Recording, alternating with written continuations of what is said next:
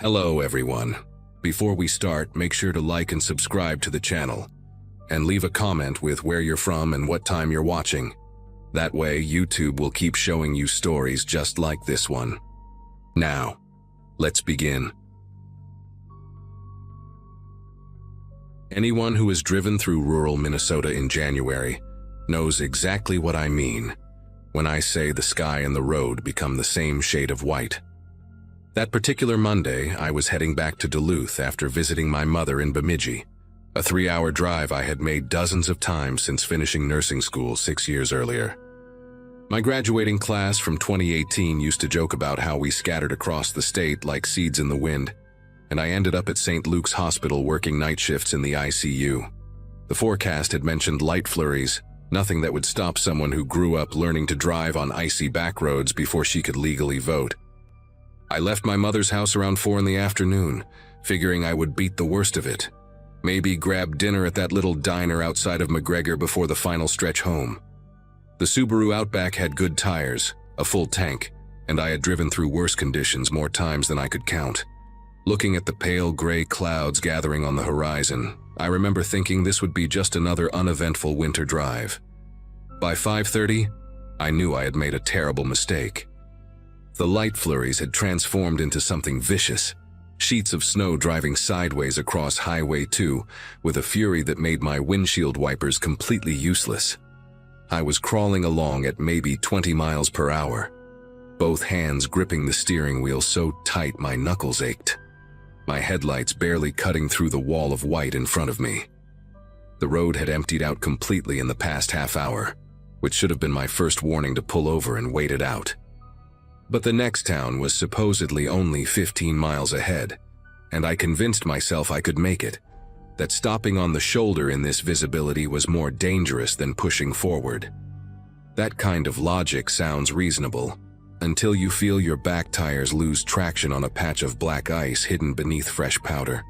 The Subaru spun once, maybe twice, and then I was sliding sideways toward the ditch at the edge of the road. The impact with the snowbank jolted my entire body forward, and then everything went still, except for the howling wind rocking the car like it wanted to flip it over completely. I sat there for a long moment, just breathing, doing that quick mental inventory you do after an accident to make sure everything still works. Neck, spine, arms, legs, fingers, toes. Everything moved the way it should. The airbags had not deployed, which told me the impact was not as bad as it felt. But when I tried to reverse out of the snowbank, the wheels just spun uselessly against the ice beneath them. I shifted into drive, then reverse again, rocking the car back and forth the way my father taught me when I was 16. But the Subaru was wedged in at an angle that gave me no traction whatsoever. The snow was piling up against the driver's side door so fast I could watch it rising inch by inch through the window. I grabbed my phone from the cup holder and felt my chest tighten when I saw the screen. No signal, not even a single bar flickering in and out. This stretch of highway was notorious for dead zones, something I knew but had never worried about until this exact moment when it actually mattered. The temperature inside the car was already dropping, and I could see my breath forming little clouds in front of my face. I kept the engine running for the heat, watching the fuel gauge and calculating how long I could stay warm before I had to start rationing. The wind was screaming now, gusts that shook the entire vehicle and sent snow swirling past the windows in hypnotic spirals.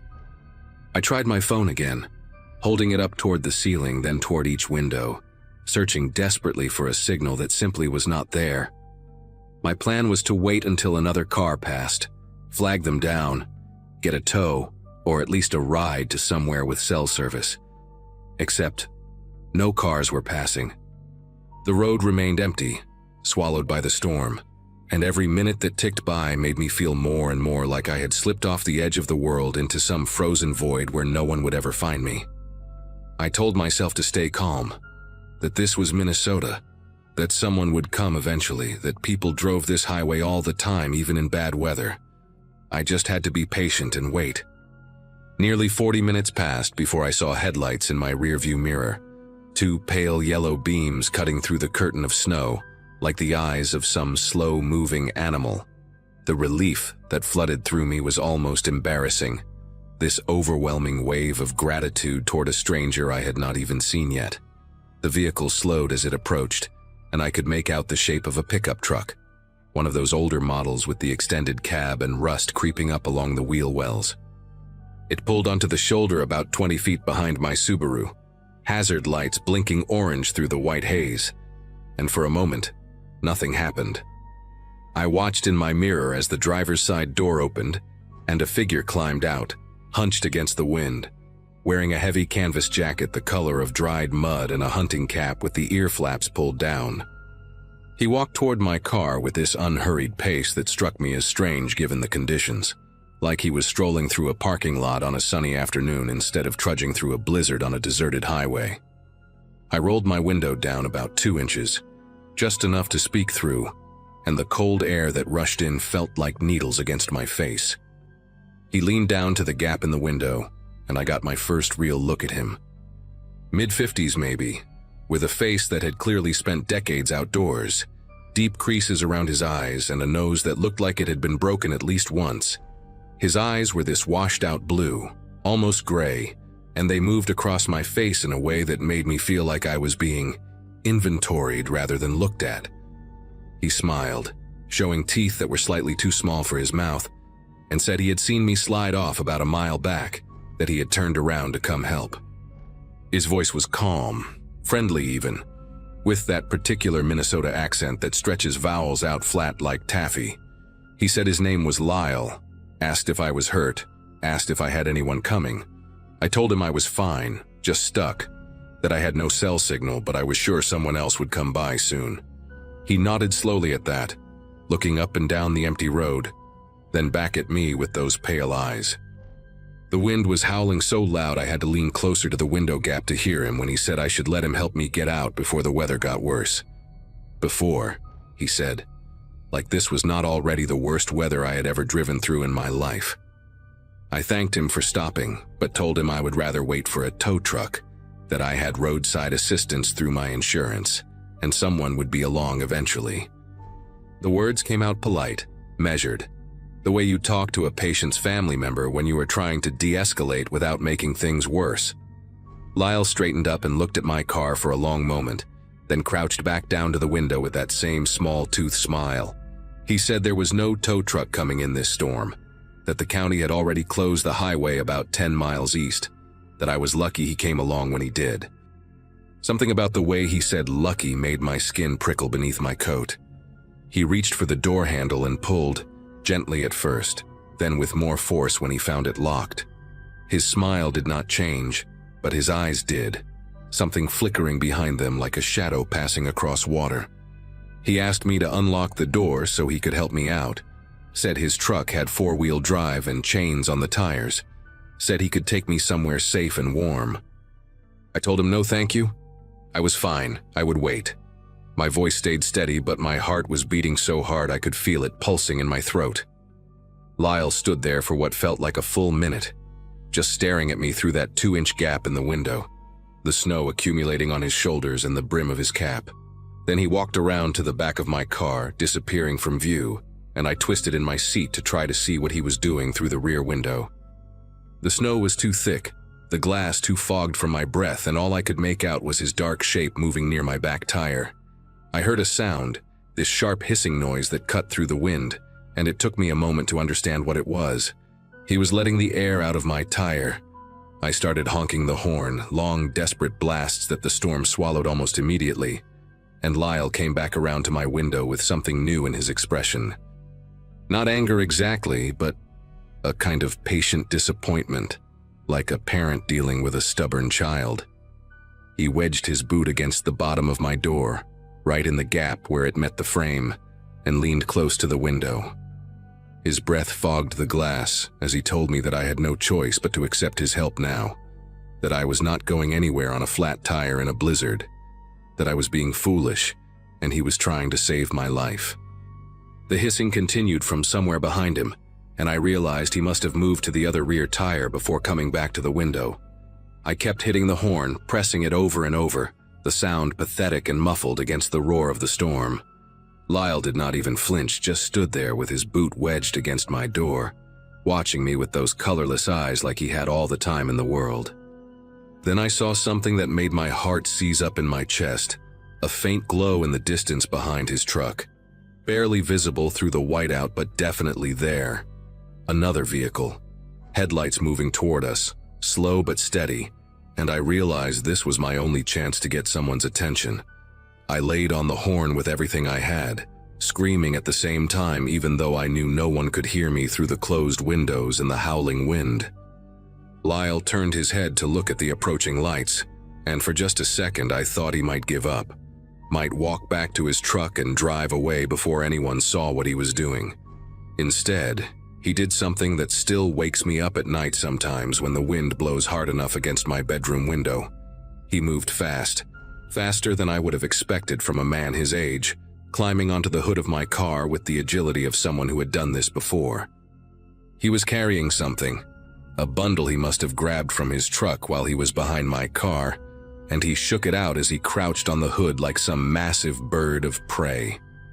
It was a tarp, dark green canvas, the kind you use to cover firewood or wrap around things you want to hide. He spread it across my windshield with quick, practiced movements, tucking the edges down on either side so the wind would not rip it away, and suddenly I was in complete darkness. The weak gray light of the storm vanished entirely, replaced by this suffocating blackness that pressed against my eyes, like something solid.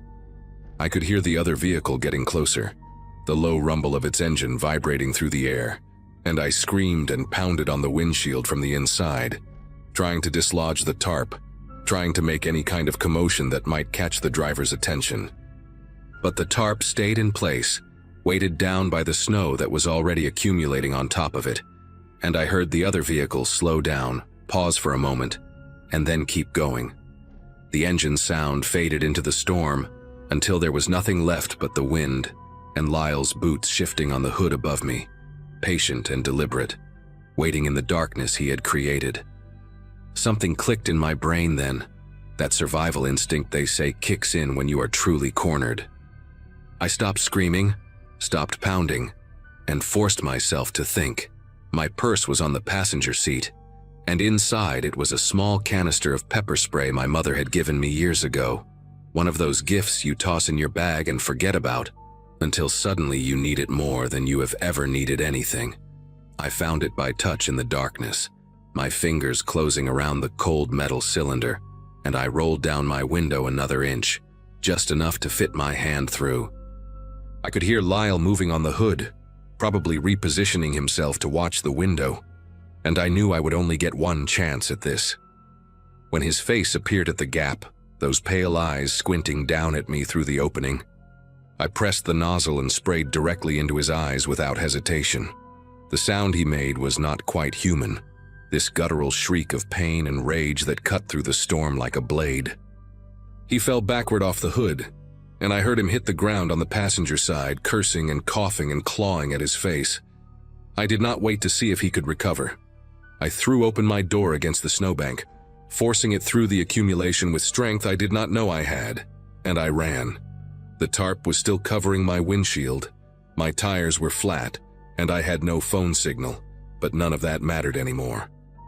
I ran toward the direction the other car had gone, stumbling through knee-deep snow, the wind tearing at my coat and my hair and my face. Behind me I could hear Lyle screaming my way, calling me names, telling me I was going to freeze to death out here, that I needed him, that I was making a mistake. I kept running. About a quarter mile down the road I saw lights through the snow, not moving this time but stationary, and I realized there was a farmhouse set back from the highway that I had not noticed before. I made it to their door somehow, collapsed against it, pounded until an elderly woman opened it with a shotgun in her hands, and her husband already on the phone with the sheriff. They brought me inside, wrapped me in blankets, gave me hot coffee while I shook so hard I could barely hold the cup. The sheriff's deputy, who arrived 40 minutes later, told me they found my car exactly where I left it. Tarp still on the windshield, 2 flat tires, but no sign of Lyle or his pickup truck anywhere on that stretch of highway. That was January of 2023, almost 2 years ago now. The police never found him, never even confirmed that someone matching his description lived anywhere in the county.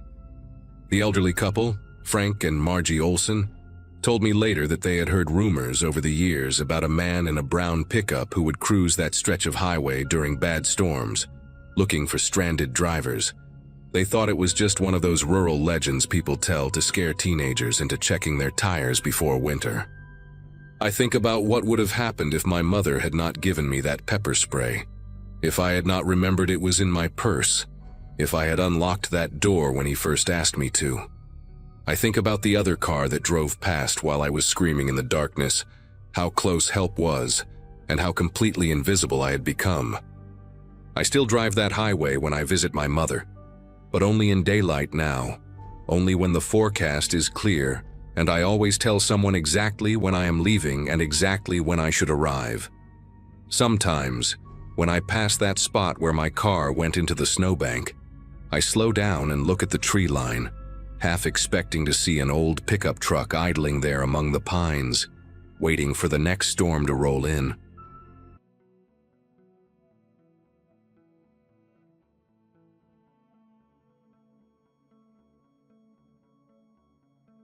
Minnesota winters have a reputation, but nothing prepares you for what happens when a storm decides to show you exactly how small and fragile you really are. I learned that lesson on a Thursday in early December of 2022, somewhere along Highway 53 between Virginia and Eveleth, two towns most people have never heard of, unless they grew up in the Iron Range. At 26, I had been working as an HVAC technician for almost 2 years, driving my company truck across frozen stretches of rural highway to fix furnaces for people who lived so far from everything that the nearest grocery store was an hour away. The job paid decent, the solitude suited me, and I had grown comfortable with long drives through empty landscapes. That comfort almost killed me.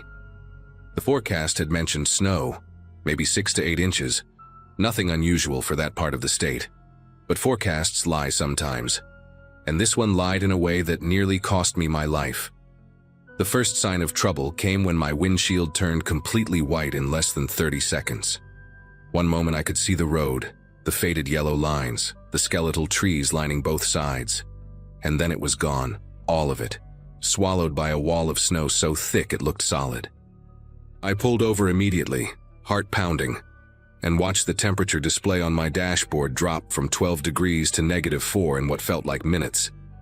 My truck, an old Ford F-150 with 200,000 miles of rust and stubbornness holding it together, started making a sound I had never heard before, a grinding, choking noise that ended with a shudder and then silence. I turned the key again and again, but the engine refused to respond. The heater died with it, and within 5 minutes I could see my breath forming thick clouds inside the cab. I remember sitting there, gripping the steering wheel with both hands, trying to calculate how long a person could survive in a broken-down truck during a blizzard with no cell signal, and no other cars in sight. My phone had 1 bar of signal that flickered in and out like a dying heartbeat. I tried calling 911 3 times, and each time the call dropped before it even connected.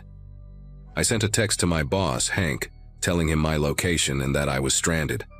The message sat there with a little spinning circle for 10 minutes before finally showing delivered. Whether he actually received it or not, I had no way of knowing. The cold was getting serious now, the kind that makes your fingers clumsy and your thoughts sluggish. I had a winter emergency kit in the back seat, blankets, hand warmers, a flashlight, some granola bars, because Hank drilled that into every new hire. I wrapped myself in both blankets and cracked open 2 hand warmers, pressing them against my chest. For a while, maybe an hour, I told myself this was manageable. Someone would come. A plow truck, a state trooper, another driver. But the snow kept falling so heavy that I could barely see the hood of my own truck, and the silence outside was absolute. No engines, no voices. Nothing but the wind screaming against the windows like something trying to get in. The decision to leave the truck was the dumbest thing I have ever done, and I knew it was dumb even as I was doing it. But hypothermia does something to your brain. It whispers to you, tells you that action is better than waiting, that movement means survival. I remembered passing a gas station maybe 2 miles back, a little place with a faded Conoco sign and a single pump out front. 2 miles. I had walked farther than that plenty of times. In my head, it made perfect sense.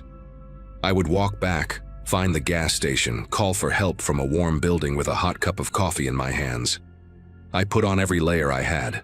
My work jacket, a hoodie underneath, 2 pairs of gloves, a beanie pulled low over my ears. I grabbed the flashlight and one of the blankets, wrapping it around my shoulders like a cape. When I opened the truck door, the wind hit me so hard I nearly fell backward. The cold was not just cold anymore. It was violence. It was a physical force that wanted to tear the heat right out of my body. I stepped out anyway, pulled the door shut behind me, and started walking in what I believed was the direction I had come from. The first 10 minutes were not so bad. I kept my head down, my chin tucked into my chest, and focused on putting one boot in front of the other. The road was somewhere beneath my feet. I could feel the firmness of asphalt under the snow, and I used that as my guide. Left foot, right foot, keep moving, stay on the hard surface. The blanket around my shoulders was already soaked through, heavy with snow that melted from my body heat and then froze again into a stiff, icy shell. My flashlight cut a weak yellow beam through the white chaos, illuminating maybe 3 feet ahead of me before the snow swallowed the light completely. I counted my steps to keep my mind occupied. 100, 200, 500. At around 800 steps, I realized I could no longer feel the road beneath me. The ground had become soft, uneven, and when I swept my boot sideways, I hit something that crunched, a frozen bush maybe, or the edge of a ditch. I stopped, turned around, and tried to find the road again. But there was no road. There was no anything. Just white in every direction, so thick and disorienting that I could not tell up from down, forward from backward. That was when the panic hit me, real and raw and absolute. I spun in a circle, waving my flashlight like it could somehow cut through the storm and show me where I was. Nothing. The wind had picked up even more, howling so loud it drowned out my own thoughts, and the snow was falling sideways now, stinging my face like tiny needles made of ice. I picked a direction, any direction, and started walking again, faster this time, almost running. My lungs burned from the cold air, each breath feeling like I was inhaling broken glass. I do not know how long I walked like that, stumbling through snow that came up past my knees in some places, tripping over things I could not see. 10 minutes maybe, 20. Time had stopped making sense. And then, through the white curtain ahead of me, I saw a light, a faint yellowish glow flickering like a candle in the distance. Relief flooded through me so hard my knees almost buckled. The gas station. I had found it. I pushed forward with everything I had left, my legs screaming, my fingers numb inside my gloves, my eyes locked on that beautiful, impossible light. The light vanished. 1 second it was there, warm and promising, and the next it was gone, swallowed by the storm like it had never existed at all. I stopped dead in my tracks, blinking hard, trying to find it again. Maybe the snow had just gotten thicker for a moment. Maybe I had looked away at the wrong time. I turned slowly, scanning the white emptiness around me, and that was when I saw it again. But now it was behind me, in the direction I had just come from. That made no sense. I had been walking toward it. How could it be behind me now?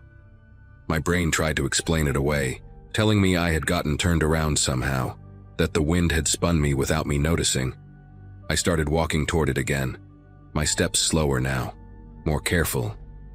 The cold had seeped so deep into my bones that I was no longer shivering, and some distant part of my mind, the part that still remembered the safety training videos Hank made us watch, knew that was a very bad sign. When you stop shivering, it means your body has given up trying to warm itself. It means you are running out of time. I do not know when I first heard the voice. It crept into my awareness slowly, like a radio station fading in through static. At first I thought it was just the wind playing tricks on my frozen ears. But then I heard it clearly, a man's voice somewhere to my left calling out a name. "Corbett," it said. "Corbett, over here." That was not my name. My name is Jensen. But in that moment, with my thoughts moving like cold syrup, I did not question it. I turned toward the voice and started walking. It felt so real, so close, like someone was standing just a few feet away in the white chaos. I even called back to them. "Hey!" I shouted, or tried to shout. My voice came out cracked and weak, barely louder than a whisper. "Hey, I am here. I am over here." The voice kept calling, always just ahead of me, always just out of reach. "Corbett, Corbett, over here." I followed it like a dog following its owner, stumbling through the snow, no longer feeling my feet or my hands or most of my face. Some part of me knew something was wrong. Some part of me was screaming that there was no one out there, that I was alone, that my brain was breaking down from the cold. But that voice was the only thing I had left to hold on to, and I could not let it go. The next part is hard to explain because it did not feel like it was happening to me.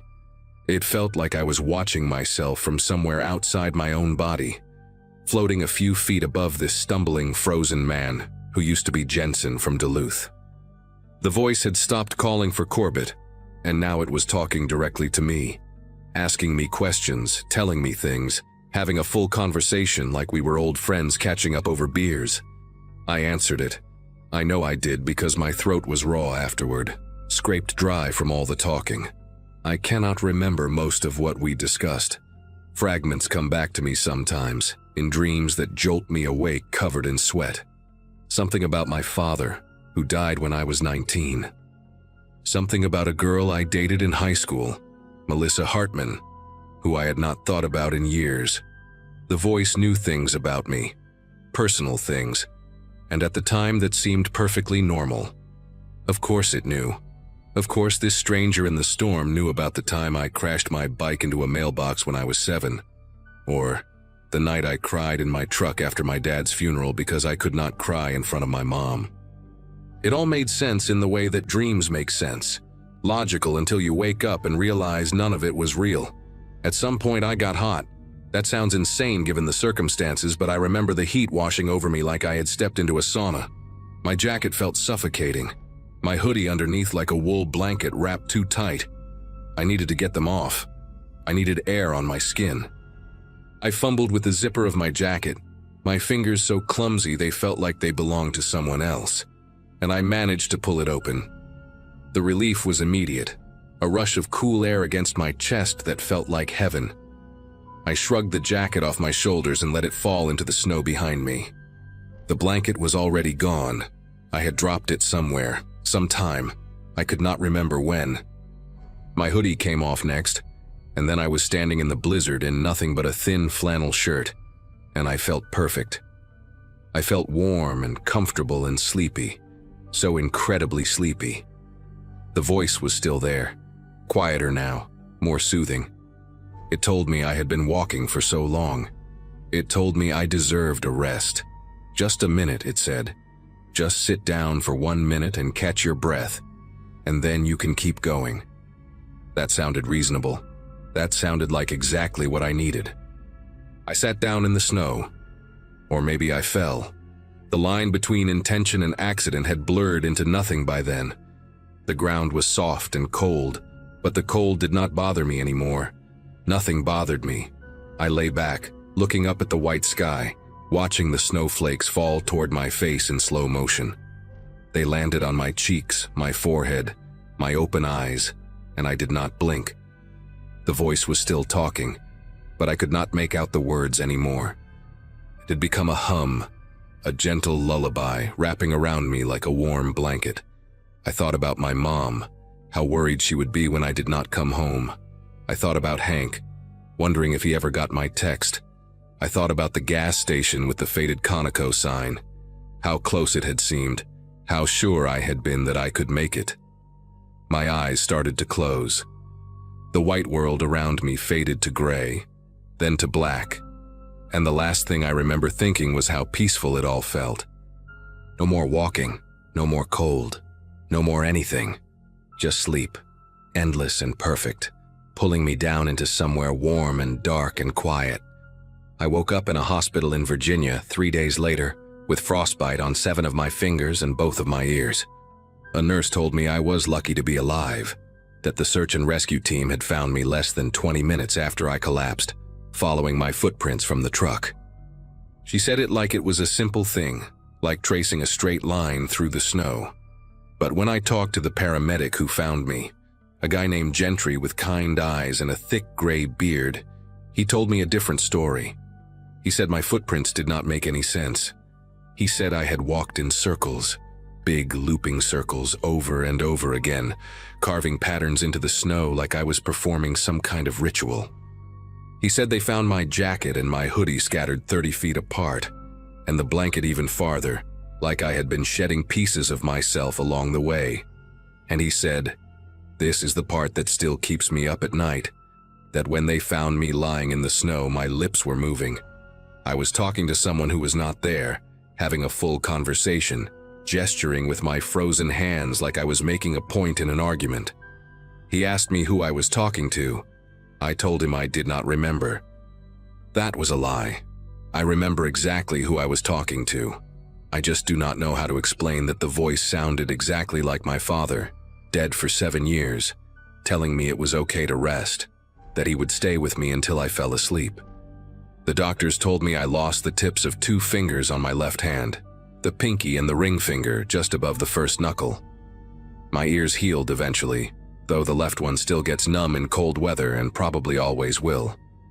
I spent 2 weeks in that hospital, most of it hooked up to machines that beeped every few seconds and drove me half crazy. My mom drove up from Iowa the day after they found me and did not leave my side until I was discharged. She cried a lot, which made me cry, which made her cry more. Hank came to visit twice, brought me a card signed by everyone at the company, and told me my job would be waiting whenever I was ready. I went back to work 3 months later, but I do not take the rural routes anymore. I stay in Duluth now, fixing furnaces in apartment buildings and office complexes, places where the nearest gas station is a 5-minute walk and cell service never drops. Some of my co-workers think I got soft. Maybe I did. I do not care. I know what waits out there in the empty places when the cold decides to show you what you really are. I still think about that day more than I would like to admit. Sometimes when I am falling asleep at night, I hear the wind howling and I am back in that white emptiness, following a light that does not exist toward a voice that should not be there. I talked to a therapist about it for a while. She said the hallucinations were a normal response to severe hypothermia, that my brain was shutting down and pulling up memories to keep me company while it happened. That makes sense. That is the scientific explanation, and I believe it. But there is another part of me, a small and stubborn part that I cannot quite silence, that wonders how a dying brain could know exactly what my father's voice sounded like, how it could remember the specific way he used to say my name, the cadence of his words, the warmth underneath his tone. The doctors say I was alone out there in the snow, walking in circles, talking to nobody. And I am sure they are right. I am sure of it. But sometimes, late at night, when the house is quiet and the winter wind rattles my windows, I am not so sure anymore. I am not sure at all. Nobody warns you about how quiet it gets when you're truly stuck. Not stuck in traffic, not stuck waiting for a tow truck in a parking lot, but stuck in the middle of nowhere with snow piling up around your car and no way to call anyone. I keep replaying that night in my head, trying to figure out what I could have done differently, and the answer is everything. My name is Heather, and I turned 34 last spring, which means I've been driving Michigan winters for almost 2 decades. I'm not careless, I'm not reckless, and I've never been the type to ignore a weather warning. But on that Saturday in January, I made one stupid decision after another, and by the time I realized how badly I'd messed up, it was way too late to fix any of it. I was coming back from my cousin's wedding in Traverse City, a 2.5-hour drive that should have been simple, and all I wanted was to sleep in my own bed instead of paying another $150 for a hotel room. The drive started fine. Highway 131 was clear for the first hour, just wet pavement and the occasional gust of wind rocking my Chevy Equinox. I'd checked the radar obsessively before leaving, and there was supposed to be a window of calm weather until around 10. The snow started earlier than predicted, right around 8:30, and within 20 minutes it went from light flurries to a full whiteout. I slowed down, turned my high beams off because they were just reflecting back at me, and tried to stay calm. When my GPS announced a faster route to avoid an accident on the highway, I took the exit without really thinking about it. The app said I'd save almost 30 minutes, and at that point I just wanted to get home as fast as possible. The road it sent me down looked fine at first, recently plowed, lined with pine trees heavy with snow. I didn't notice when the pavement turned to gravel, or when the tire tracks I was following got shallower and shallower until they disappeared completely. The GPS kept telling me to continue straight, so I did. The road narrowed, and the snow was deeper here, untouched by any plow. My Equinox handled it okay at first, the four-wheel drive doing its job, but I was going maybe 15 miles an hour and my knuckles were white on the steering wheel. I remember thinking I should turn around, but there was nowhere to do it safely. The road was barely wide enough for one car, with steep ditches on both sides hidden under the snow. I told myself I'd find a driveway or a wider spot ahead, somewhere I could do a 3-point turn and get back to the highway. The GPS said I only had 11 miles left on this road before it connected to another county route. 11 miles. That's nothing. I could do 11 miles. I kept repeating that to myself like a prayer while the wind howled and the snow flew sideways across my headlights. I never saw the curve. 1 second I was crawling forward, squinting through the windshield, and the next my front tires hit something under the snow, maybe a rock or a frozen rut, and the car jerked hard to the right. I overcorrected, felt the back end swing out, and then I was sliding. It happened so fast that I didn't even have time to scream. The Equinox went off the road and down into what I later realized was a shallow ravine, maybe 6 or 7 feet deep. The impact wasn't violent, more like sinking into a snowbank, but when I tried to reverse, the wheels just spun uselessly. I put it in drive, tried rocking back and forth, but I was stuck. Completely, hopelessly stuck. I sat there for a full minute just breathing, my heart pounding so hard I could feel it in my throat. Then I grabbed my phone to call for help and saw the 2 words that changed everything. No service. I tried moving the phone around, holding it up to the window, even cracking the door open and sticking my arm out into the freezing air. Nothing. Not a single bar. I was somewhere in the middle of rural Michigan on an unmaintained service road that probably hadn't seen traffic in weeks, and nobody knew where I was. I'd texted my roommate before leaving Traverse City to say I was on my way, but I hadn't mentioned the detour. My gas tank was at a quarter full, maybe enough to run the heat for a few hours if I was careful. The temperature outside was dropping fast, and the wind was making it feel even colder. I turned off the engine to conserve fuel and sat in the darkness, listening to the storm rage around me. The car creaked and groaned as gusts of wind battered it from all sides. Snow was already starting to pile up against the driver's side door. I checked the time on my phone. 9:47. It was going to be a long night. For the next hour, I cycled the engine on and off, running the heat for 10 minutes, then turning it off for 20. I rationed my water bottle and ate the granola bar I'd stuffed in my purse at the wedding reception. I kept checking my phone obsessively, hoping for even 1 bar of signal, but there was nothing. Around 11, I was starting to accept that I might have to wait until morning for someone to find me. I was scared, but I was also weirdly calm, like my brain had decided that panicking wouldn't help, so it just shut that part off. That's when I saw the headlights. They appeared in my rearview mirror first, 2 yellowish beams cutting through the snow maybe half a mile back. I sat up straight, my heart suddenly racing. Someone else was on this road. Someone who might have a phone that worked, or who could drive me to the nearest gas station. I turned my hazard lights on and started honking the horn, short bursts every few seconds, praying they would see me. The vehicle came closer, moving slow through the snow, and I could see it was a pickup truck, one of those big Ford F-150s with the extended cab. It stopped about 50 feet behind me, headlights still on, engine running. I waited for the driver to get out to come check on me, but nothing happened. The truck just sat there, idling, for what felt like forever but was probably only 2 or 3 minutes. I remember feeling confused more than anything. Why wasn't he getting out? Maybe he was on the phone calling for help. Maybe he was trying to figure out the best way to approach. I flashed my hazards again and gave another honk, a longer one this time. Still nothing. Then, slowly, the truck started moving again. Not toward me on the road, but off to the side, crunching through the deep snow until it was positioned perpendicular to the road itself. The driver cut the wheel and maneuvered the F-150 until it was completely blocking any path forward or back. Only then did the door open. A man stepped out. He was big, tall and heavy-set, wearing a dark coat and one of those knit caps pulled low over his forehead. I couldn't see his face clearly because his headlights were behind him, turning him into a silhouette against all that white snow. He stood there for a moment just looking at my car. Then he reached back into his truck and pulled something out. It took me a second to recognize what it was, a tire iron, the kind with the cross shape that you use to loosen lug nuts.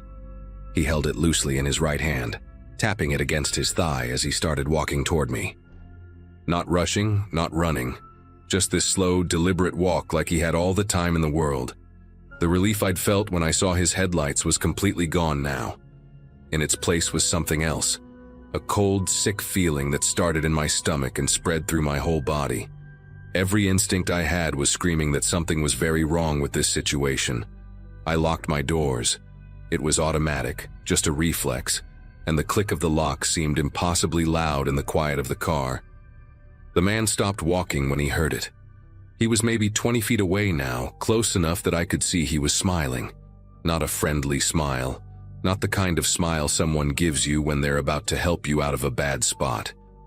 It was the smile of someone who knew they had all the power and you had none. He said something, but I couldn't hear it through the closed window and the wind. He gestured with the tire iron, pointing at my door, then made a cranking motion like he wanted me to roll down my window. I shook my head. He took another step closer. My mind was racing through options and coming up empty. I couldn't drive away because my car was stuck. I couldn't call for help because I had no signal. I couldn't outrun him in knee-deep snow wearing the dress flats I'd worn to the wedding. The only thing between me and this man was a couple inches of glass and some sheet metal, and he had a tool designed specifically for breaking things. He walked around to the front of my car, taking his time, looking at how I was stuck in the ravine. Then he came to the driver's side window and knocked on it with the tire iron, 3 slow taps that made the glass vibrate. He leaned down and I saw his face for the first time. He looked normal. That was the worst part. Not like a monster, not like a movie villain. Just a regular guy, maybe mid-40s with a patchy beard and small dark eyes. He could have been someone's neighbor, someone's co-worker, someone you'd pass in the grocery store without a second glance. He said something again, and this time I could make out the words through the glass. He said I looked cold. He said he could help me warm up. The way he said it made my skin prickle with fear. I grabbed the only thing I could find, an ice scraper with a heavy plastic handle, and held it up so he could see it. He laughed. Actually laughed, like I'd just told him a joke. He raised the tire iron and I thought, this is it. He's going to smash the window and drag me out. I was already bracing myself, trying to figure out where to hit him with the scraper when he came through. But then something happened. Headlights. More headlights, coming from the same direction his truck had come from. He saw them too, and his whole body language changed. He stepped back from my window, looked at the approaching vehicle, then looked back at me. For a second we just stared at each other, and I could see him calculating, weighing his options. The new headlights were getting closer, and I could hear the engine now, something big like another truck or maybe an SUV. The man with the tire iron took one more look at me, and what I saw in his eyes terrified me more than anything else that night. It wasn't anger or frustration at being interrupted. It was patience, like he was just putting something on pause, something he fully intended to come back to later. He walked back to his truck without hurrying, climbed in, and drove off into the storm, his taillights disappearing in seconds. The other vehicle turned out to be a county plow truck doing an emergency run on the main road about a mile east. The driver, a guy named Pete who looked like he was in his 60s, said he'd seen tire tracks going down the service road and figured someone might be in trouble. He called dispatch on his radio, and within an hour there was a tow truck pulling my Equinox out of the ravine, and a sheriff's deputy taking my statement. I told them everything, described the man, described his truck, gave them the partial plate number I'd somehow managed to memorize in those terrifying minutes. They said they'd look into it. That was almost a year ago now. They never found him, no arrests, no suspects, nothing. Sometimes I wonder if he's still out there, driving those back roads during snowstorms, looking for someone else whose GPS sent them the wrong way. I sold my Equinox 2 months after that night. I couldn't stand sitting in it anymore. Couldn't stop seeing his face in the window every time I got behind the wheel. I take the highway now, always, even if it adds an hour to my trip. And when the snow starts falling, I don't drive at all. I just stay home, lock my doors, and wait for it to pass. February in northern Wisconsin had always been unforgiving, but I had no idea what was waiting for me on that Saturday night in 2024. My name is Connor Aldrich, and at the time I had just wrapped up my 10th year working as a site supervisor for a construction company based out of Ashland. My wife had left 3 days earlier to visit her sister in Milwaukee, taking our dog with her, which meant I had the house to myself when the blizzard warning started rolling in. Our place sat about 2 miles outside the main town, a modest ranch-style home my grandfather built in the 60s, surrounded by nothing but white pine and silence. The forecast called for 18 inches minimum, with winds gusting up to 50 miles per hour. By late afternoon, I had already stocked up on firewood, filled the bathtub with water in case the pipes froze, and resigned myself to a weekend of bad television and canned soup. The snow began falling around 4 in the afternoon, gentle at first, almost peaceful, before transforming into something violent and horizontal by nightfall. By 9 that evening, I could barely see the outline of my own mailbox from the living room window, and that mailbox stood maybe 30 feet from the house. The wind screamed through the trees with a sound like freight trains, and every few minutes I heard branches cracking somewhere in the darkness, snapping under the weight of ice and snow. I had the fireplace going strong, a Packers game playing on low volume, and a half-finished beer warming in my hand. The power had flickered twice already but held steady, which felt like a small miracle given how the storm was raging outside. My phone showed no service, not unusual out here during bad weather, when the cell towers got overwhelmed or damaged. I remember feeling grateful that I had nowhere to be, no reason to venture out into that white chaos. The isolation felt comfortable, even cozy, the way it does when you know you are safe inside while nature throws its worst tantrum just beyond your walls. That sense of safety would not last much longer. The pounding started around 10:15. Not a knock, pounding. 3 heavy strikes against the front door that cut straight through the noise of the storm and made me jump hard enough to spill beer down my shirt.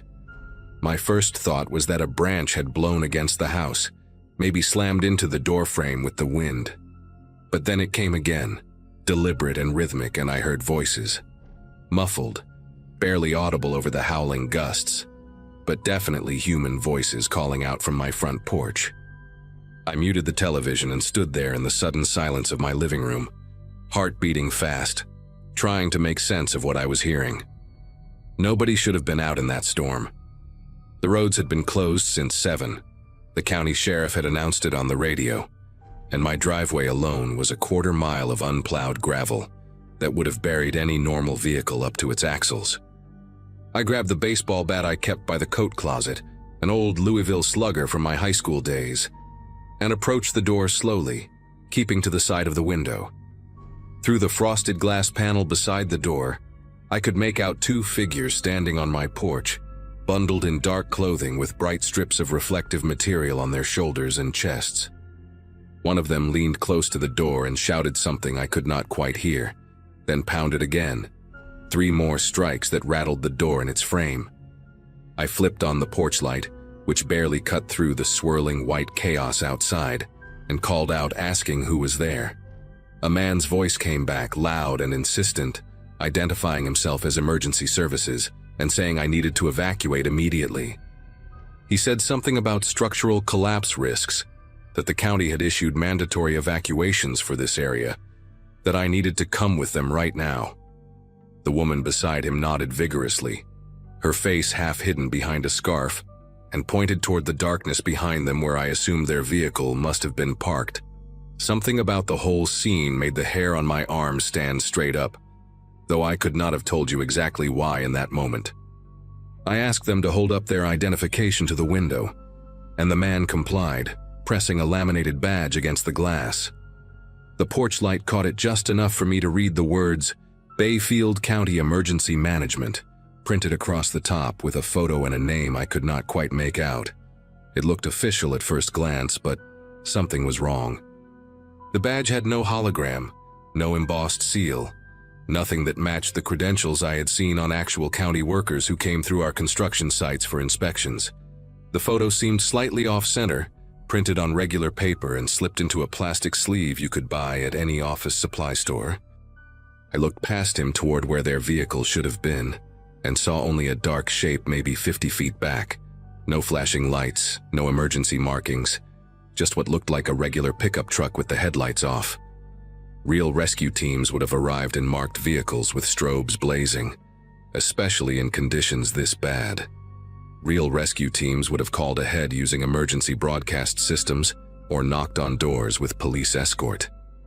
These two had appeared out of nowhere in the middle of a blizzard with homemade badges and a civilian truck, telling me I needed to leave my warm house immediately. The man started talking faster when I did not open the door, his voice taking on an edge of frustration that did not sound like concern for my safety. He said the roof could cave in any minute, that 3 other houses in the area had already collapsed, that I was putting myself in serious danger by staying inside.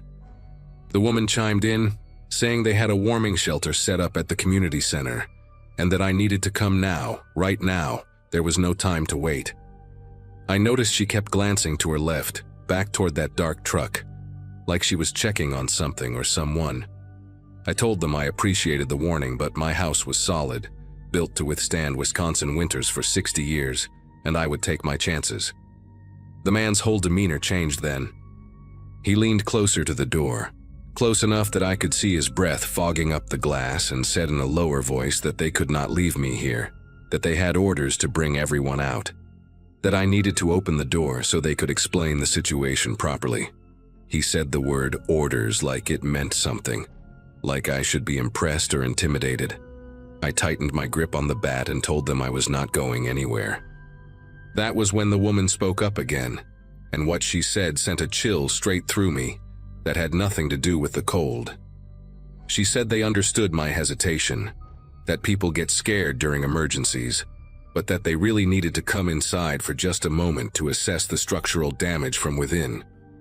She said it would only take 5 minutes, that they had thermal imaging equipment in the truck that could detect stress fractures in the foundation, and they needed to check my basement. Her voice was calm, almost soothing, like she was reading from a script she had practiced many times before. The man nodded along, and actually put his hand on the door handle, giving it a slow experimental turn. The deadbolt held, thank God, but the fact that he tried it at all made my heart start hammering against my ribs.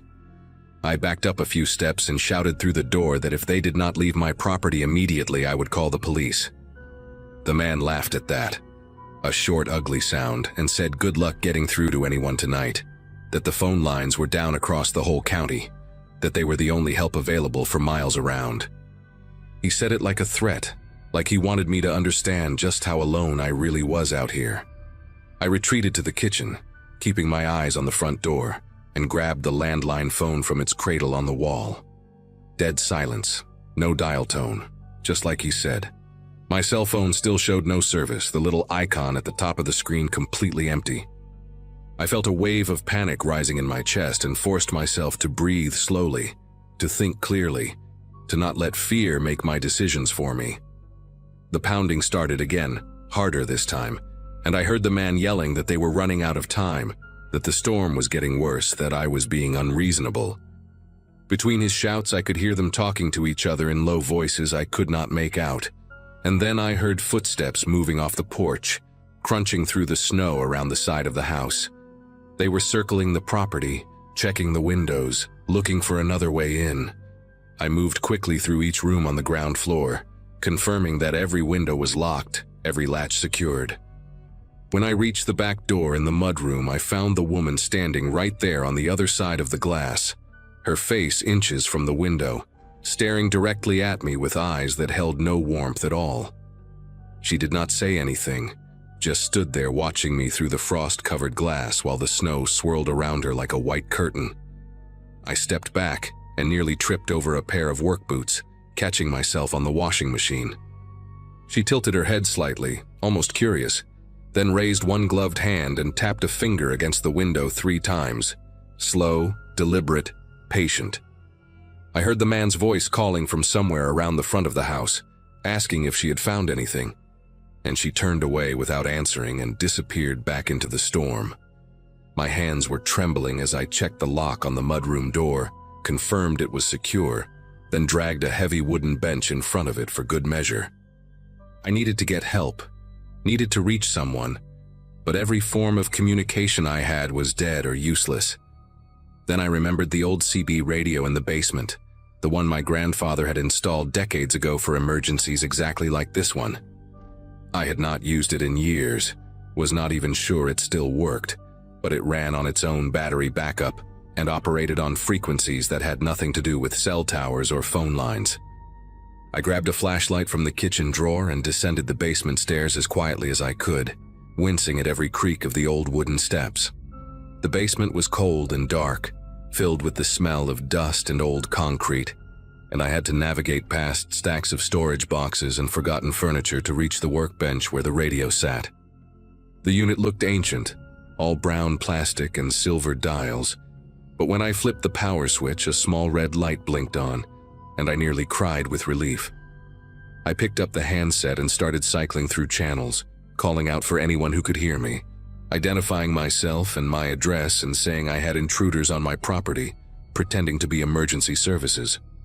Static answered me on the first 3 channels, then the 4th, then the 5th. On channel 9, I finally heard a voice crackle through, a woman asking me to repeat my location. I gave her my address again and explained the situation as quickly as I could. 2 people claiming to be county emergency workers, fake badges, no marked vehicle, trying to force their way into my home. There was a pause, then the woman said she was patching me through to the Bayfield County Emergency Dispatch. After what felt like an eternity, a man's voice came on the line and asked me to describe what was happening. When I finished, he was quiet for a long moment before speaking again. He said no evacuation teams had been dispatched anywhere in the county tonight. He said all emergency personnel were grounded due to the severity of the storm. He said whoever was outside my house, they were not with any government agency he knew of. The dispatcher told me to stay on the line, to keep the doors locked, and that he would try to get a sheriff's deputy to my location as soon as the roads allowed. But that could be hours, maybe longer, depending on the storm. He asked if I had any weapons in the house, and I told him about the bat and the hunting rifle my father left me, still locked in a cabinet upstairs. He said to get the rifle, load it, and make it clear to anyone trying to enter that I was armed and prepared to defend myself. His voice was steady, but I could hear the urgency underneath, the understanding that I was on my own for now, and that the situation was serious. I thanked him and set the handset down on the workbench, leaving the channel open, then made my way back upstairs as quietly as I could. The house was darker now. The power had finally gone out while I was in the basement, and I had to navigate by flashlight through rooms that suddenly felt unfamiliar and hostile. I retrieved the rifle from the upstairs closet, loaded it with hands that refused to stay steady, and crept back down to the living room. Through the front window, I could see both figures standing in my driveway now, conferring with each other near their truck, their silhouettes barely visible through the driving snow. They seemed to be arguing about something, gesturing toward the house, toward the road, toward each other. I made a decision then that might have been stupid, but felt necessary. I switched on the porch light, unlocked the front door, and opened it just wide enough to show myself standing there with the rifle raised and pointed directly at them. I shouted over the wind that I had contacted the county sheriff, that deputies were on their way, and that if they set foot on my property again, I would shoot them where they stood. The man took a step toward me, and I chambered around with a sound that cut through the storm like a thunderclap. He stopped, The woman grabbed his arm and pulled him back, saying something I could not hear, and for a long moment nobody moved.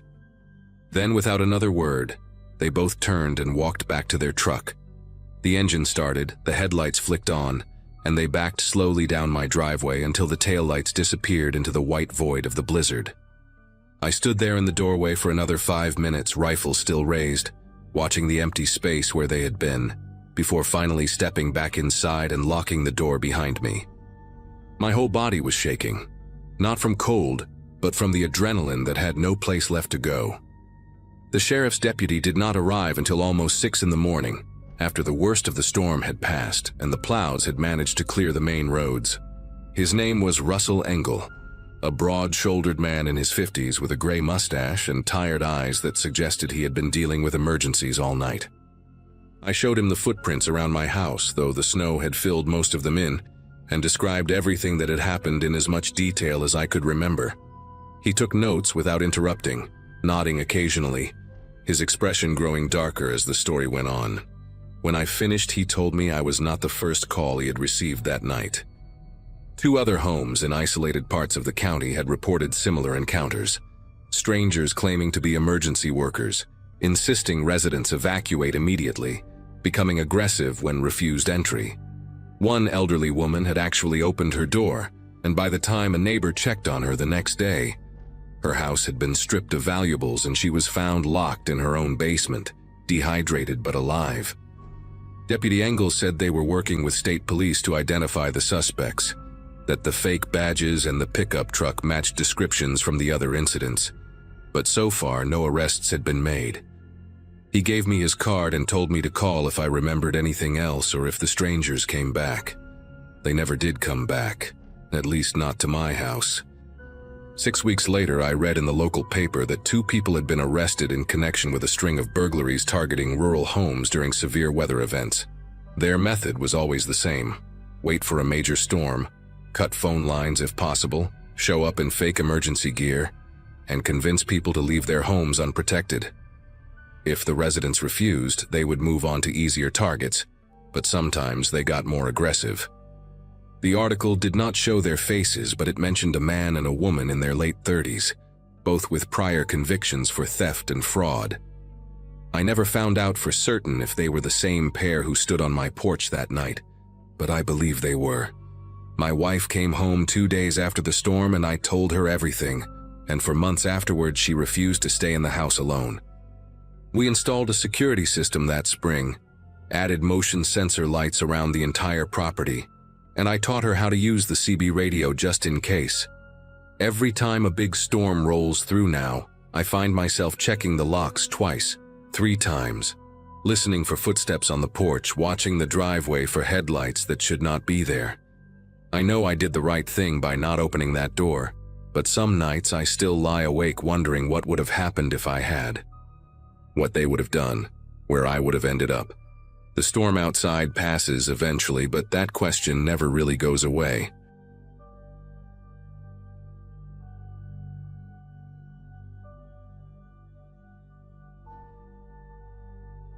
My grandmother left me 40 acres of farmland outside of Bozeman, Montana, when she passed in the spring of 2017. At 26, inheriting a farmhouse seemed like a better deal than paying rent in Portland, where I had lived since graduating college.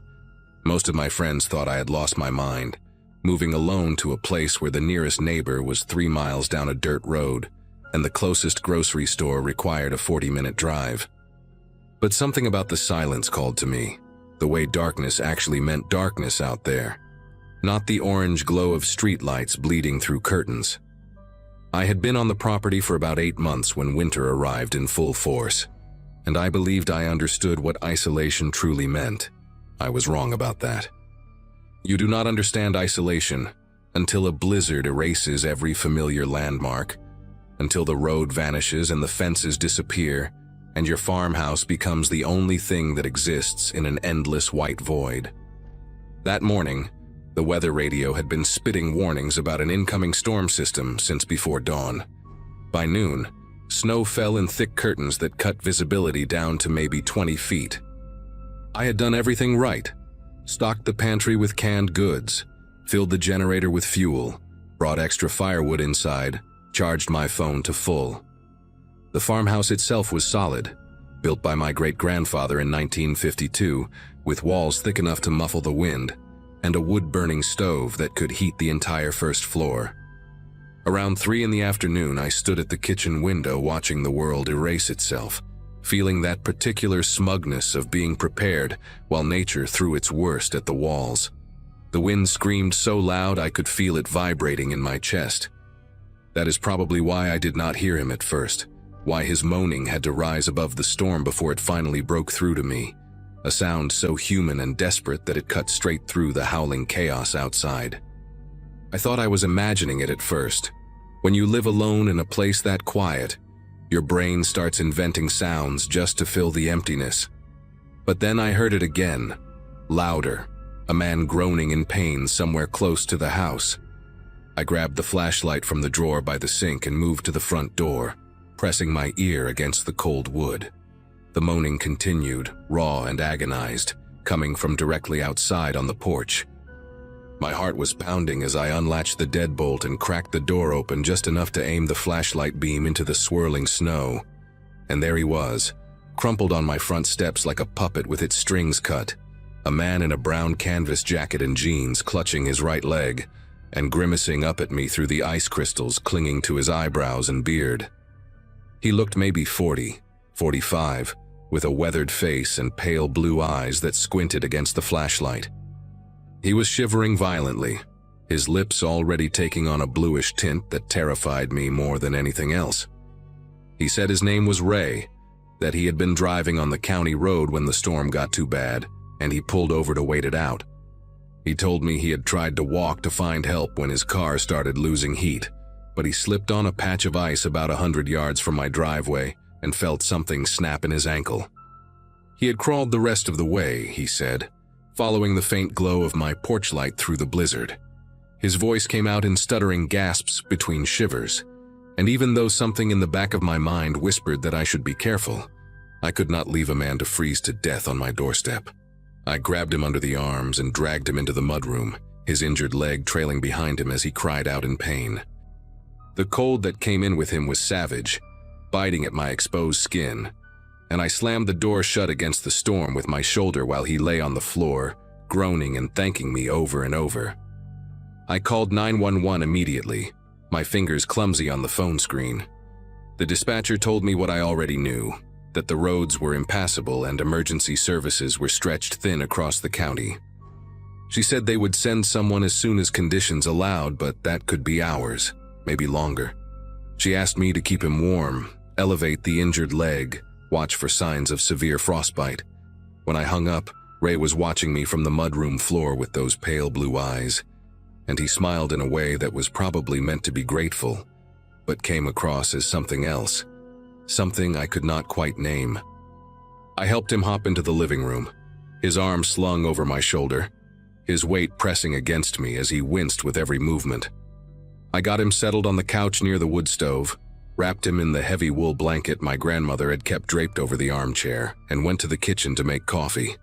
That was when I noticed the first thing that did not add up. From the kitchen window, I could see the side of the porch and part of the front yard, visibility slightly better now that the wind had shifted direction. I looked at the spot where Ray claimed he had crawled up the steps, expecting to see some kind of trail, a disturbed path in the snow, marks from his hands and knees. But the snow on the steps looked smooth, almost untouched except for the mess we had made dragging him inside. I told myself the storm must have covered his tracks in the minutes between his arrival and when I looked, but the math did not work. He had been moaning outside for at least a couple of minutes before I opened the door, and the steps were sheltered under the porch overhang. The snow there should not have accumulated that fast. I stared at the pristine white surface and felt a cold knot forming in my stomach that had nothing to do with the temperature outside. I brought him the coffee and sat in the armchair across from the couch, watching him wrap his hands around the mug. He drank slowly, his eyes moving around the room in a way that felt too deliberate, too calculating, lingering on the doorways and windows before settling back on me. He asked how long I had lived here alone, and I lied without thinking. Told him my boyfriend was upstairs sleeping off a cold. Ray nodded, but something flickered in his expression. A tiny shift that told me he did not believe a word of it. He asked if the upstairs bedrooms had locks on the doors, said he was just wondering because he did not want to impose, wanted to make sure I felt safe with a stranger in the house. The question landed wrong, too specific, too focused on security. I told him the bedroom doors were old, that none of them locked properly anymore, which was the truth but felt like a mistake the moment it left my mouth. He nodded again, slower this time, and took another sip of his coffee. His ankle, the one he said was broken, rested on the cushion I had propped up for him, but I realized I had not actually seen any swelling, any bruising, nothing but his word that it was injured at all. I excused myself to check on the generator, which was a lie, but I needed to get away from him for a minute to think. The generator was in the mudroom, and I stood there pretending to examine it while my mind raced through everything that had happened. His story about the car on the county road, but I had not heard any engine, had not seen any headlights through the storm before he appeared. The missing crawl marks on the porch steps. The way he asked about locks, about which rooms secured from the inside. I pulled out my phone and dialed 911 again, keeping my voice low. The same dispatcher answered, and I asked her, trying to sound casual, if anyone had reported an abandoned vehicle on the county road near my address. She checked and told me no, nothing had been called in, no stranded motorists in my area at all. I thanked her and said I would call back if I needed anything, then hung up and pressed my back against the mudroom wall, my breath coming shallow and fast. Either Ray had lied about the car, or he had lied about which road he had been on, or he had lied about everything. I went back to the living room and found him standing by the window, his weight balanced evenly on both legs, peering out into the storm. He turned when he heard me, and for just a second his face held an expression I cannot properly describe, something blank and appraising, like a person calculating odds. Then the mask slipped back on, the pained grimace, the slight hunch as he shifted weight off his supposedly broken ankle. He said he thought he heard something outside, maybe an animal. I told him to sit back down, that he should not be standing on that leg, and watched as he made a show of limping back to the couch. But I had seen it now, the way he moved when he thought I was not looking, smooth and steady with no trace of injury. My grandmother kept a shotgun in the hall closet, unloaded, but with shells on the top shelf behind some old photo albums. I had never fired it, never even held it properly, but knowing it was there gave me something to hold on to mentally. I sat back down in the armchair and kept my phone in my hand, pretending to scroll through something while I watched Ray from the corner of my eye. He started asking more questions, casual on the surface but pointed underneath. How far was the nearest neighbor? Whether the county plowed my road, or if I had to hire someone private. If I had family nearby who checked on me during storms. Each question peeled back another layer of my safety, mapping my vulnerabilities with the precision of someone who had done this before. I gave vague answers, mentioned neighbors closer than they actually were, invented a brother who lived in town and visited often. Ray nodded along, but his eyes had changed, harder now, less concerned with maintaining the pretense of a grateful injured stranger. The wind outside had picked up again, rattling the windows, and somewhere in the distance I heard a sound that made my whole body go rigid. It was faint, almost lost in the storm, but distinct enough to recognize. A door, the barn door, slamming open and shut in the wind. Except I had latched that door myself before the storm hit. Secured it with a padlock because the latch alone was not strong enough to hold against heavy gusts. Someone had opened it. Ray heard it too. I saw his head turn toward the sound, and for a moment his composure cracked. A flash of something that looked almost like anticipation crossing his features before he caught himself. He asked what that noise was, his voice still playing the part of the concerned stranger. But there was an undercurrent to it now, an eagerness he could not quite hide. I told him it was probably just the wind, that old buildings made noise in storms, but my heart was slamming against my ribs so hard I thought he must be able to hear it. I stood up slowly, said I was going to check on something, and walked toward the hallway with measured steps, fighting every instinct that screamed at me to run. The closet was 10 feet away. I could feel Ray's eyes on my back, tracking my movement, and I knew with absolute certainty that if I reached for that shotgun, he would drop the act completely. So I walked past the closet, continued to the bathroom, and locked the door behind me. I turned on the faucet to cover the sound of my voice and called 911 for the third time, whispering into the phone that I needed help immediately, that the man in my house was not injured, and I believed someone else was outside.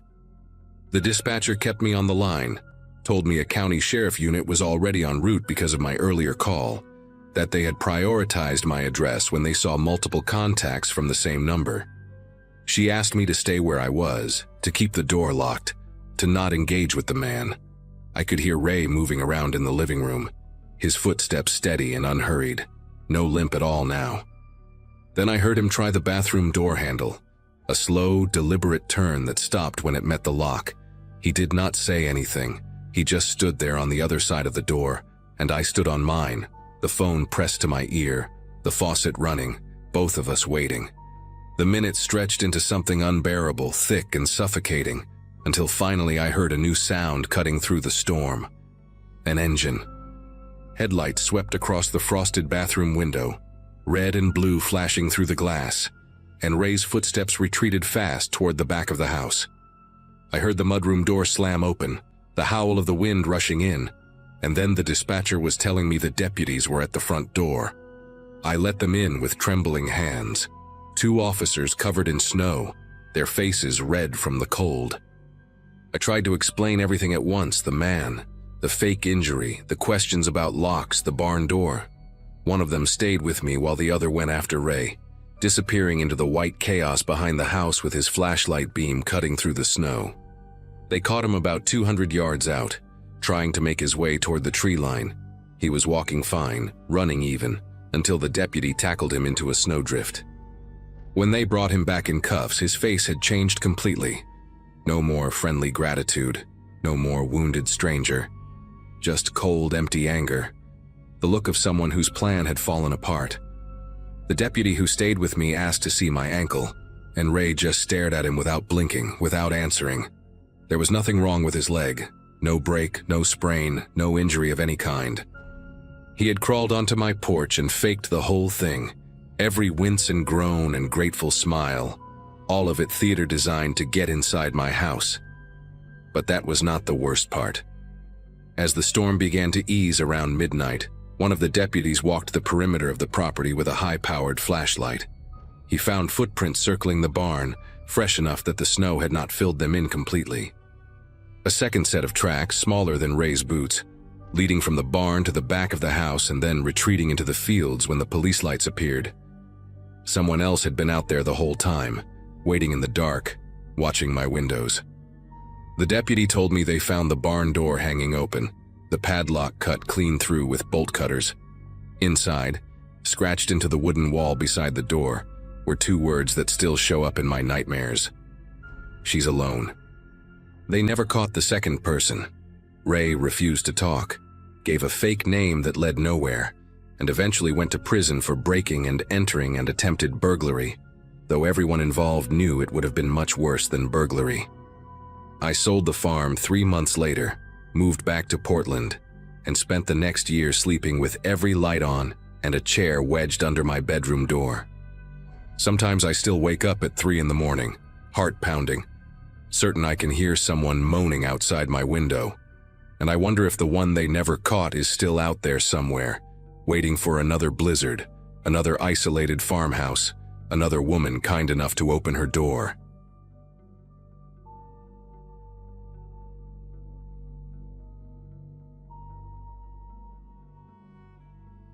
Fights with my stepdad never ended well, but that night was different.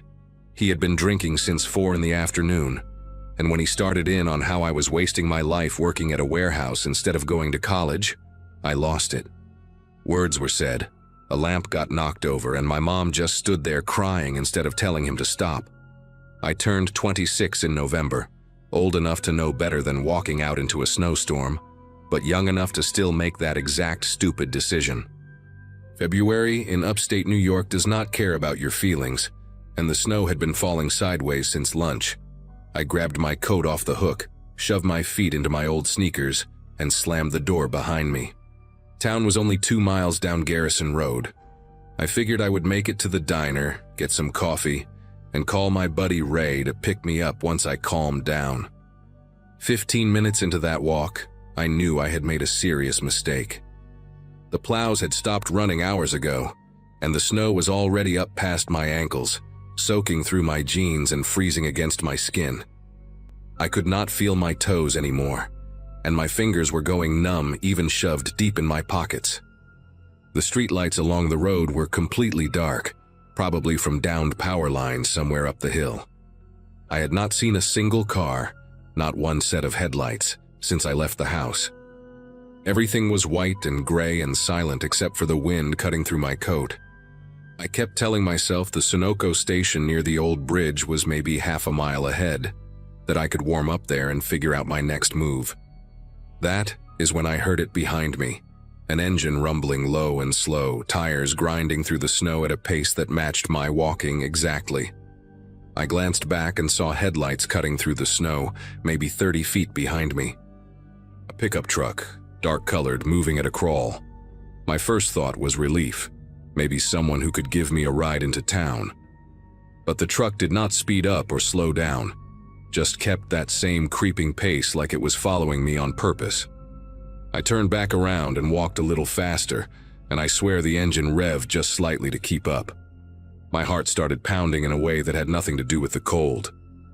I told myself I was being paranoid, that whoever it was probably just could not see well in the storm and was being careful.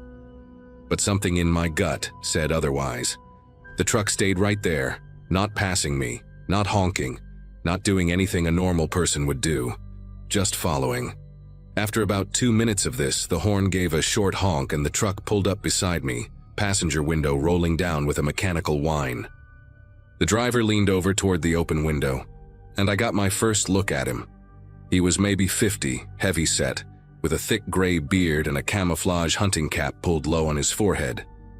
The cab light was on, and I could see fast food wrappers on the dashboard and a bunch of stuff piled on the back seat.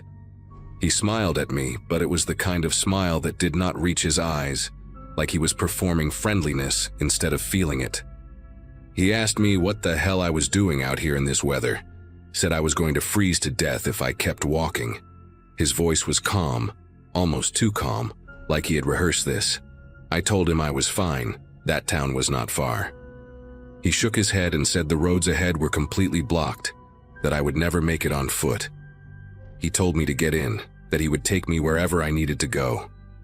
The windshield wipers were slapping back and forth, and the heat pouring out of that open window felt incredible against my frozen face. Part of me wanted to climb in so badly just to get warm. I made the decision that I still regret to this day. I walked around the front of the truck, headlights blinding me for a second, and climbed into the passenger seat. The heat inside was almost painful against my frozen skin, and I pressed my hands against the vents like they were the only things keeping me alive. The man said his name was Chet, and he asked me mine. I told him, and he repeated it back to me slowly, like he was tasting it. He put the truck in drive and started moving, and I told him I just needed to get to the main strip in town, that the diner would be fine. He nodded and said, sure, no problem. But then he turned left at the next intersection instead of going straight. I knew these roads my whole life, and left took you away from town, deeper into the farmland and woods that stretched for miles. I asked him where he was going, trying to keep my voice steady. He said the main road was blocked by a jackknifed semi, that he knew a back way. I had no way to know if that was true or not, but my phone had no signal, and the storm was getting worse by the second. Chet started asking me questions, and at first they seemed normal enough.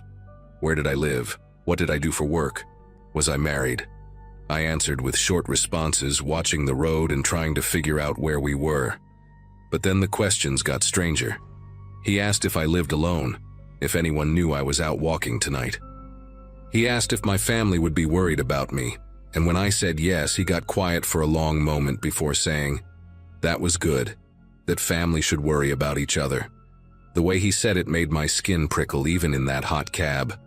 I noticed he kept glancing at me instead of the road, these quick sideways looks like he was studying me. The truck was moving slow because of the snow, maybe 20 miles an hour, and I realized I had no idea how long we had been driving. 10 minutes, maybe 15. We should have hit some landmark by now, some house or barn or crossroad I recognized. But everything outside was just white darkness and trees I had never seen before. I tried to stay calm and think. My door was unlocked. I had checked that when I got in, but jumping out of a moving vehicle in a blizzard with no idea where I was seemed like trading one death for another. Chet had gone quiet, and somehow that was worse than the questions. He was humming something under his breath, this tuneless little melody that kept repeating. I noticed things I had not seen before. There was a coil of rope on the floor behind my seat, thick and yellow, the kind you would use to tie down equipment. A roll of duct tape in the cup holder between us, silver and half used. A flashlight wedged between his seat and the center console. None of these things meant anything on their own, I told myself. People keep all kinds of stuff in their trucks. But my body was reacting before my mind could catch up, my leg muscles tensing, my breathing getting shallow. I asked him again how much farther, and he said not long, just a few more miles. He reached over and patted my knee twice, and I had to stop myself from flinching away. His hand was heavy and warm even through my wet jeans, and he let it rest there for just a second too long before pulling it back. The truck turned down an even narrower road, and now there were no tire tracks ahead of us at all. We were the first vehicle to come this way since the storm started, which meant we were nowhere near any main route. The trees pressed in close on both sides, branches scraping against the truck like fingers trying to get in. Chet asked me if I had a boyfriend, and when I did not answer right away, he laughed this low chuckle and said he was just making conversation. He said it must be lonely being out in a storm like this, that people needed to look out for each other. I was gripping the door handle so tight my knuckles ached, trying to calculate if I could survive a fall into the snow at this speed. Then I saw it up ahead, a faint glow through the trees. Lights, some kind of building with actual power. Chet saw it too, and I watched his jaw tighten for just a second before he relaxed again. He said we could stop there for a minute if I wanted. Let the storm calm down a bit. I said yes immediately, trying not to sound as desperate as I felt. It was a small gas station, one of those old independent places with 2 pumps and a little convenience store attached. The lights were on inside, and I could see someone moving behind the counter through the foggy window. Chet pulled up next to the pumps but did not turn off the engine. He said he would wait here, that I should go in and warm up for a minute, use the bathroom if I needed to. The way he said it made it clear he expected me to come back out. I nodded and opened the door, and the cold hit me like a punch after all that time in the heated cab. I walked toward the store entrance, forcing myself not to run, not to look back. I could feel his eyes on me the whole way. The bell above the door jingled when I pushed it open, and the warmth inside smelled like coffee and hot dogs turning on those metal rollers. There was a woman behind the counter, maybe 60 years old, with reading glasses pushed up on her gray hair. She looked up at me and her expression changed when she saw my face. I must have looked terrified because she immediately asked if I was okay. I told her I needed help, that the man outside had picked me up and I did not feel safe. The words came out in a rush, my voice cracking. She did not hesitate, did not ask me if I was sure or tell me I was overreacting. She just reached under the counter and pulled out a cordless phone, then pointed to a door behind the chip display and told me to go back there and stay put. I heard her pick up the phone and start dialing as I walked to the back. The room was a tiny office, just a desk covered in papers and a chair with a ripped cushion. There was a small window near the ceiling, and I looked out and could see the truck still sitting there. Engine running, exhaust rising white into the storm. Chet was not looking at the store. He was looking down at something in his lap, maybe his phone. I waited there in that cold little room, shaking from more than just the temperature, watching that truck and praying he would not come inside looking for me. 5 minutes passed, then 10. The woman came to the door and told me she had called the sheriff, that someone was on the way even though it might take a while because of the roads. She asked if I wanted coffee, and I almost started crying at how kind she was being. I kept watching through that little window. Chet just sat there in his truck for what felt like forever.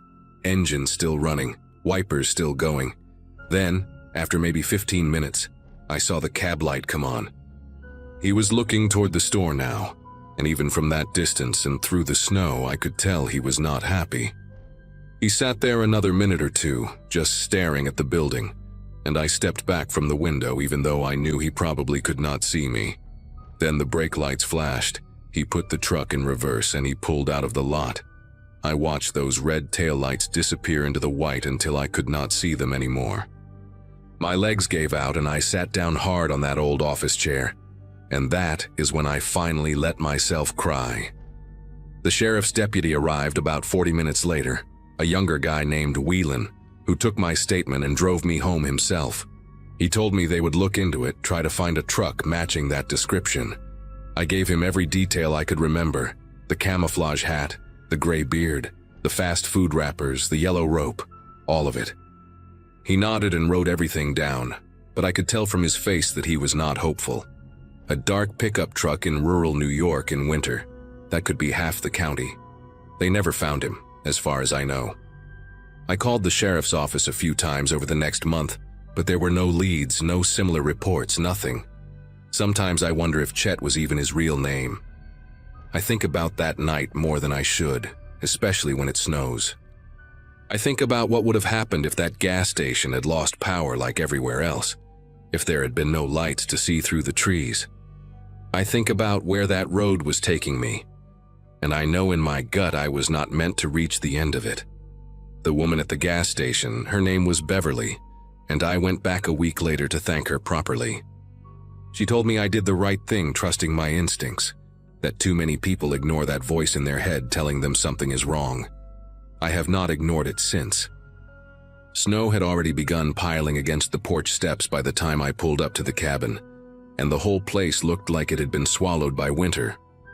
Work had me stretched thin that season, and taking a week away felt overdue, so the idea of a remote rental tucked behind a line of pines sounded perfect. The cabin sat about 20 minutes outside a small mountain town in Colorado, the kind with one main street and a diner that everyone swears is historic. I remember thinking the silence felt heavier than usual, like the snow had pressed the world into a quieter shape. While hauling my bags from the truck, I spotted the first set of footprints, fresh enough that the edges were still crisp, looping around the house in a weird, meandering path. My first thought was that maybe the owner had stopped by earlier, but the prints overlapped the snowfall from that morning, which didn't make much sense. The sight lingered with me as I unlocked the door and stepped inside. The cabin had that rented out too many times vibe, mismatched furniture and a faint smell of old firewood, but it felt warm enough. I set my stuff down, gave the place a quick look, and started noticing little details that nudged me in the ribs. A wooden chair sat a few feet away from the kitchen table, angled toward the window like someone had been watching the yard. A half-burned match rested near the rug, just sitting there as if whoever used it didn't care to clean up, and a couple of canned soups I'd seen listed in the inventory were missing from the pantry shelf. It wasn't dramatic, but it was just specific enough to make me second-guess the empty cabin vibe. I told myself someone must have sheltered here recently, happens all the time in these remote spots, and figured they moved on once the storm warnings rolled in. Still, the place didn't feel like it had been empty for long. The storm outside picked up speed fast, pushing snow against the windows until only faint shapes of the forest remained. With no cell signal and the nearest neighbor half a mile down the road, settling in felt like trying to relax inside a sealed box. I checked every room to calm my nerves. Everything was normal until I went upstairs and found the door at the end of the hall refusing to budge. It wasn't locked in the usual way. No keyhole, no latch, just wouldn't move, as if someone had shoved something heavy against it from the inside. I leaned my ear against the wood, heard nothing, and told myself the old frame had probably swollen from the cold. But that explanation didn't sit right. The door looked used recently, smudges on the paint, faint marks near the handle. It gave me a feeling I couldn't quite name, something that made me rethink spending the night there alone. As darkness settled, the storm swallowed whatever sound normally lived in the trees. I made a simple dinner, tried to distract myself with a book, and kept convincing my brain that the cabin was safe. The wind rattled the siding and whistled through gaps near the windows, and for a while, those noises explained everything. But close to midnight, just when I finally relaxed a little, a soft creak drifted down from upstairs. It wasn't the settling kind. The sound had weight, pacing, like someone shifting their balance on an old plank. I sat there staring at the ceiling, counting the seconds between each tiny groan of wood. Every few minutes, another one followed, faint and deliberate. The closed-off room, the footprints, the signs of someone eating and sitting here. It all tangled together in my head, and the cabin didn't feel remote anymore. It felt occupied. The next creak came while I was halfway through convincing myself it might be a tree branch brushing the siding. This one had a slow rise and fall to it, the kind of noise a floor makes when someone shifts their weight from one foot to the other. I moved closer to the bottom of the staircase, not because it felt like a good idea, but because sitting still made everything worse. The air on the second floor felt colder, like the warmth from the wood stove couldn't quite climb the steps. I stood there listening, trying to figure out if the sounds had a pattern. They didn't. It was as if whoever or whatever was up there moved only when I got close enough to hear it. I remember gripping the railing and feeling like the house was paying attention to me in a way buildings shouldn't. I ended up dragging one of the heavier chairs in front of the staircase, more for the illusion of control than anything practical. The storm outside didn't let up, and the windows trembled with every burst of wind, making the whole cabin feel restless. I kept thinking about the footprints circling the house, the way they drifted toward the tree line before disappearing entirely. Whoever made them hadn't just walked up, peeked inside, and left. They'd studied the place, circled it, maybe waited. I checked the front and back doors 3 separate times, pushing on them until I felt the frames bow slightly. Each round of checking made the silence between the creaks upstairs feel sharper, the kind of silence you don't want to disturb. Sometime after 1 in the morning, judging by the dim glow of the stove clock, I heard a thump directly above me. Not loud, just confident, like something had dropped onto the floor and rolled slightly before settling. I felt a pulse of adrenaline shoot through me, and I grabbed the nearest object with any weight to it, which happened to be a metal fireplace poker. It wasn't much, but holding it made me feel a little less helpless. I stood beneath that locked door, listening hard enough that my ears rang. No breathing, no shuffling, just the storm, and my own heartbeat pounding way too fast. I decided I couldn't sit around waiting for another noise. I had to see what was behind that door, even if it meant taking the frame apart. The toolbox the owner kept under the kitchen sink wasn't impressive, but it had a flathead screwdriver and a small hammer, enough to pry at the hinges. Going back upstairs felt like pushing into a colder atmosphere, as if the temperature shifted just to warn me off. I knelt beside the door, angled the screwdriver into the top hinge, and started working it loose. Each tap of the hammer echoed down the hallway, sounding way louder than it should have. After a few minutes of prying, I paused to wipe my forehead, and in that split second of stillness, another sound drifted from the other side of the door. Not a creak, not a thump. A soft exhale, steady and controlled, like someone trying to time their breathing with the noise of the storm. That quiet exhale rooted me in place. It wasn't startled or panicked. It felt measured, like someone who knew I was on the other side of the door and had been listening just as intently. I pressed my palm lightly against the wood, as if that could help me sense movement, but the door stayed completely still. The storm outside pounded harder, the wind dragging loose snow across the roof in long, scraping waves. I thought about retreating downstairs, barricading myself in the living room until morning, but the idea of turning my back on that door felt worse than facing whatever was behind it. I steadied my breath and went back to the hinge, chipping away at the metal until it finally gave with a muted snap. The lower hinge followed more easily. With both loose enough, I stood and braced myself to pull the door free.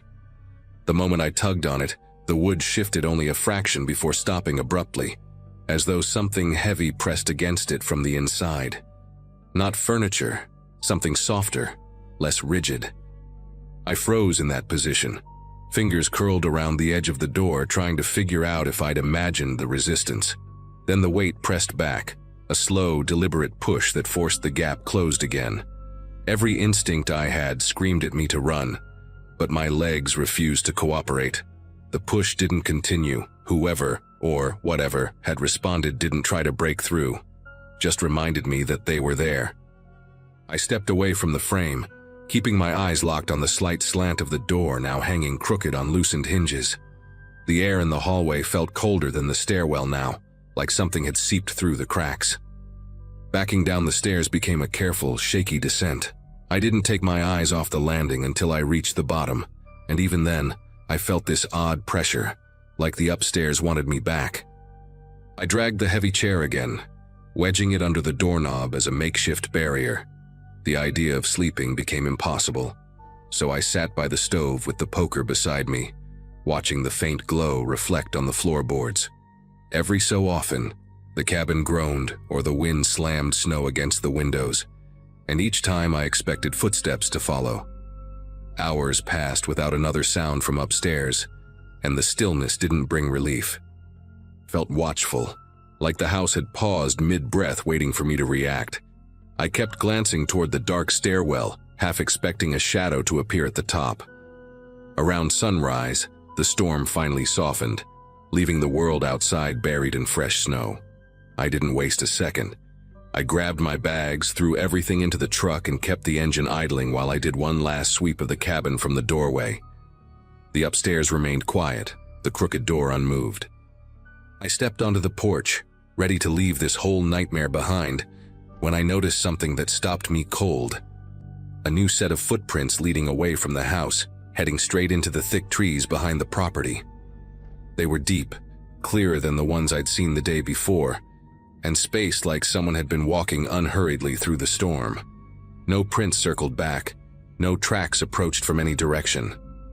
Just a straight path leading into the forest, as if whoever shared the cabin with me had finally decided to leave at first light. I drove away without looking back.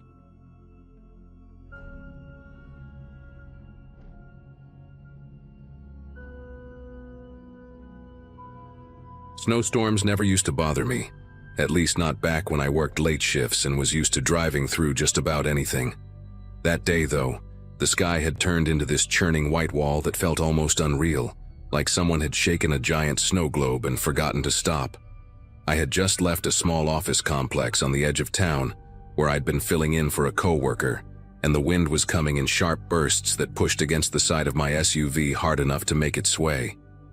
By the time I reached the main road, I could barely make out the traffic lights through the swirling snow. Visibility dropped so fast it felt like the world beyond my windshield had simply dissolved, leaving me in this strange, muffled bubble of white noise. I figured the safest thing to do was pull into the first place I could, which happened to be a shopping center I'd been to a few times. Big lot, easy to navigate, usually empty during storms like that. The moment I rolled in, it felt like stepping into a void. The parking lot lights were on, but the storm was swallowing the glow before it reached the ground. I eased into a spot near the middle, turned on my hazards and let the engine idle so the heater could keep working. Snow was collecting fast on the hood, the flakes drifting sideways in long streaks as if they were being pulled by strings. Sitting there, I kept telling myself it would pass, that I'd wait 10 or 15 minutes, maybe call my sister to kill time. But the quiet was strange, too thick, too absolute, like the storm had created its own kind of silence that made every sound inside the car seem louder than it should have been. I rubbed the inside of the windshield to clear a small patch, trying to see if the outline of the road was any better from this angle. A few minutes passed before headlights appeared behind me, vague at first through the heavy curtain of snow. They grew more defined, cutting slow arcs of light across the drifts, and then a dark sedan pulled into the lot. At first, I didn't think much of it. Maybe someone else was doing the same thing I was, waiting it out. But the car didn't park normally. It rolled in behind me and stopped at an angle that made my rear-view mirror fill entirely with its headlights. I could feel the brightness pressing against the back of my eyes even when I looked away. It wasn't close enough to tap my bumper, but near enough that I knew I couldn't back out. I waited for the driver to adjust, to pull into one of the dozens of empty spaces around us. But the sedan just stayed there, engine humming steadily, lights cutting perfectly through the storm. After a minute of that, unease started to crawl up my spine. I told myself I was overthinking it, that maybe the driver couldn't see well enough to pull into a spot, or maybe they were waiting for someone in one of the stores. I shifted into drive, planning to move to a different part of the lot, just to have some breathing room. As I rolled forward, the snow under my tires made that crunching sound that only deep drifts make, and I had to steer carefully to keep from sliding. I rounded the next lane and picked a spot near the far end where the lot met a row of dead shrubs. When I glanced in the mirror, I expected to see nothing but swirling white.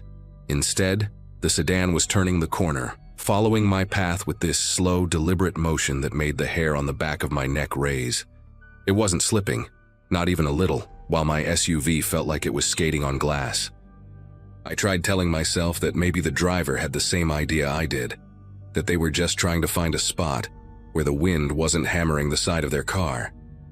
But when I pulled into another row and angled myself toward the plowed center lane, the sedan adjusted in perfect sync, gliding behind me with this steady pace that felt intentional. The snow was thick enough that my headlights caught every flake in a frantic blur, yet the sedan's beams cut through the storm like nothing was touching them. I eased forward again, and the tires on my SUV slipped just enough to make the steering wheel shudder. The other car, though, moved with this unsettling precision. No fishtailing, no hesitation, as if the pavement beneath it wasn't buried under inches of ice. I shifted lanes abruptly, hoping to shake whatever this was, but the sedan mirrored my turn with a kind of slow persistence that made my mouth go dry. Trying not to panic, I looped around the lot toward the exit, but the snow was now blowing in such heavy sheets that the street beyond looked completely erased. The wind howled across the asphalt, lifting powder into swirling shapes that darted between the light poles like restless shadows.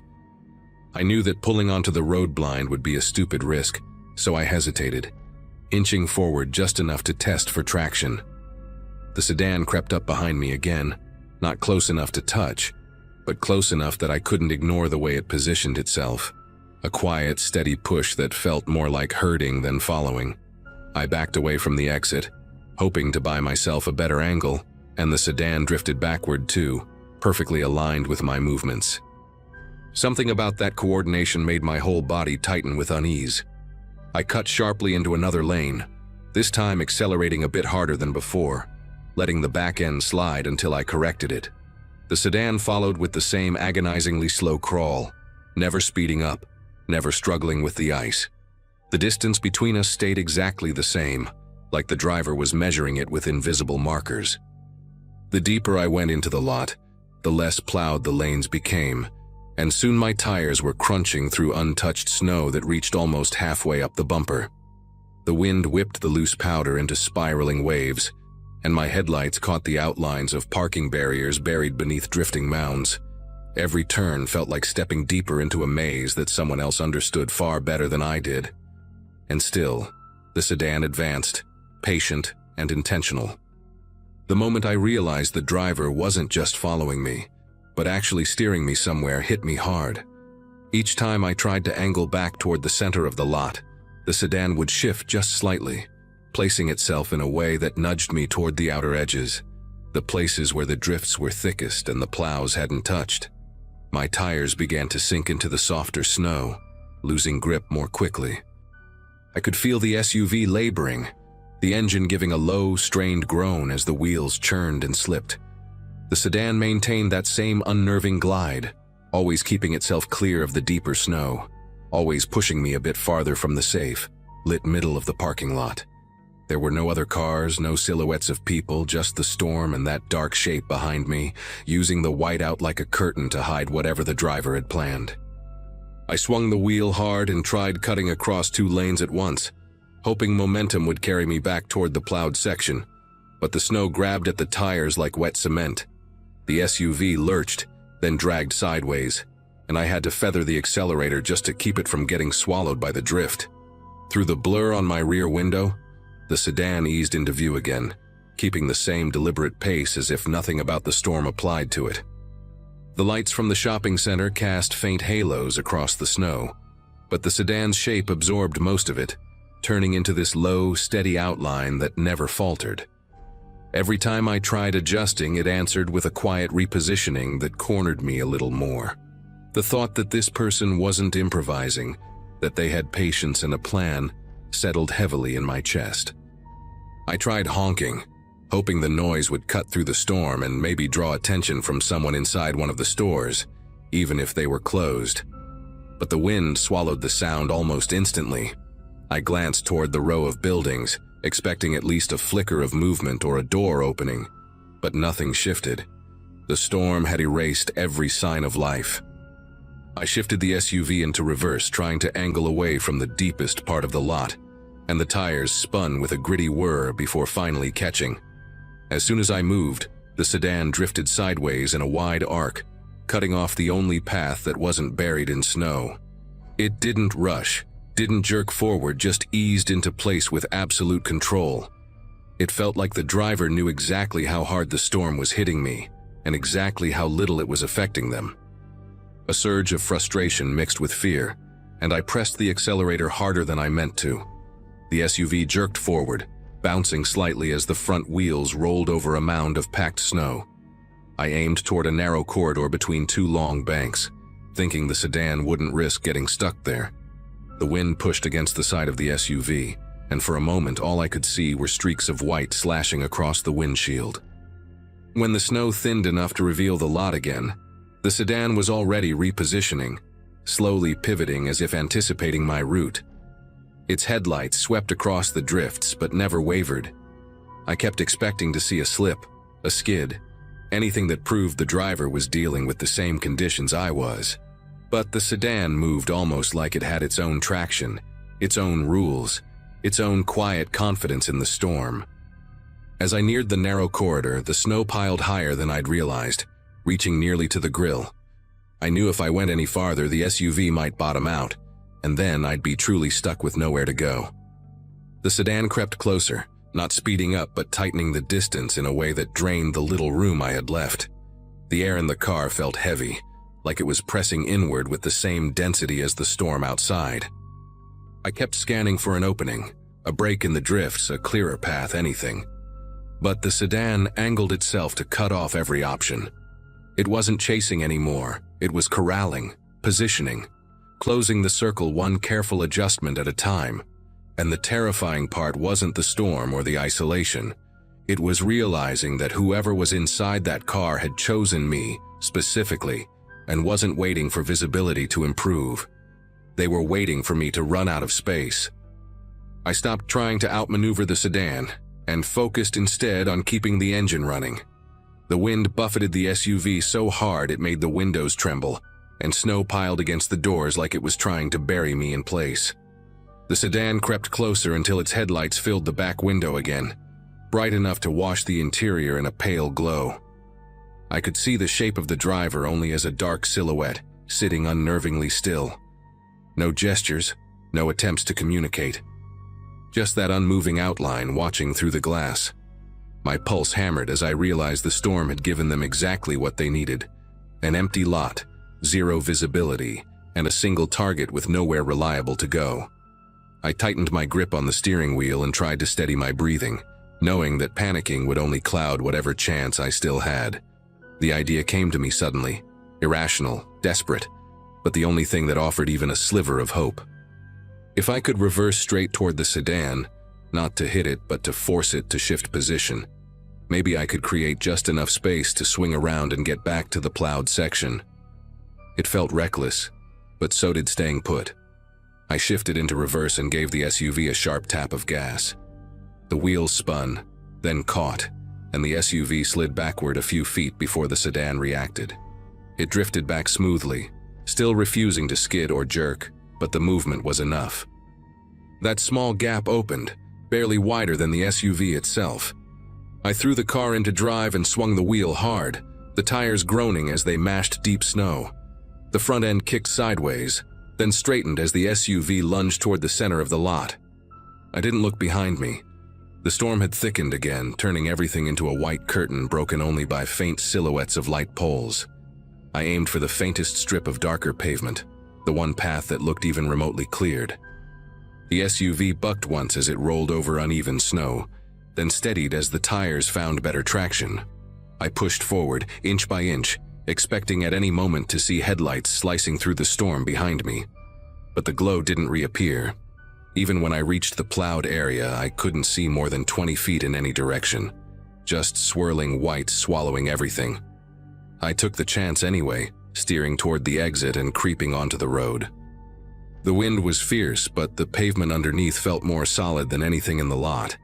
Once I made it onto the main street, I kept going until my knuckles ached from how tight I was holding the wheel. I drove slowly, hugging the edge and watching for any sign of that sedan, but nothing emerged from the storm. Not a single pair of headlights appeared in my mirrors. When I finally reached a gas station with lights bright enough to cut through the haze, I pulled in and parked under the canopy. I stayed there until the storm eased up, long after the SUV's heater had dried my coat and melted the snow on my boots. No one else ever pulled into the lot behind me. To this day, I don't know if the sedan stayed in that shopping center or vanished the moment I left, but I never forgot how deliberately it moved, how silently it closed in, and how the storm felt less like weather and more like someone's cover for something I was never meant to understand.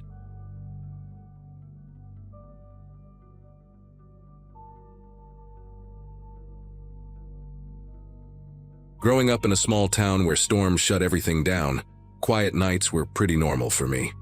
That winter, I was 17, and spending the day stuck at home because the roads had already turned into thick white tunnels by mid-afternoon.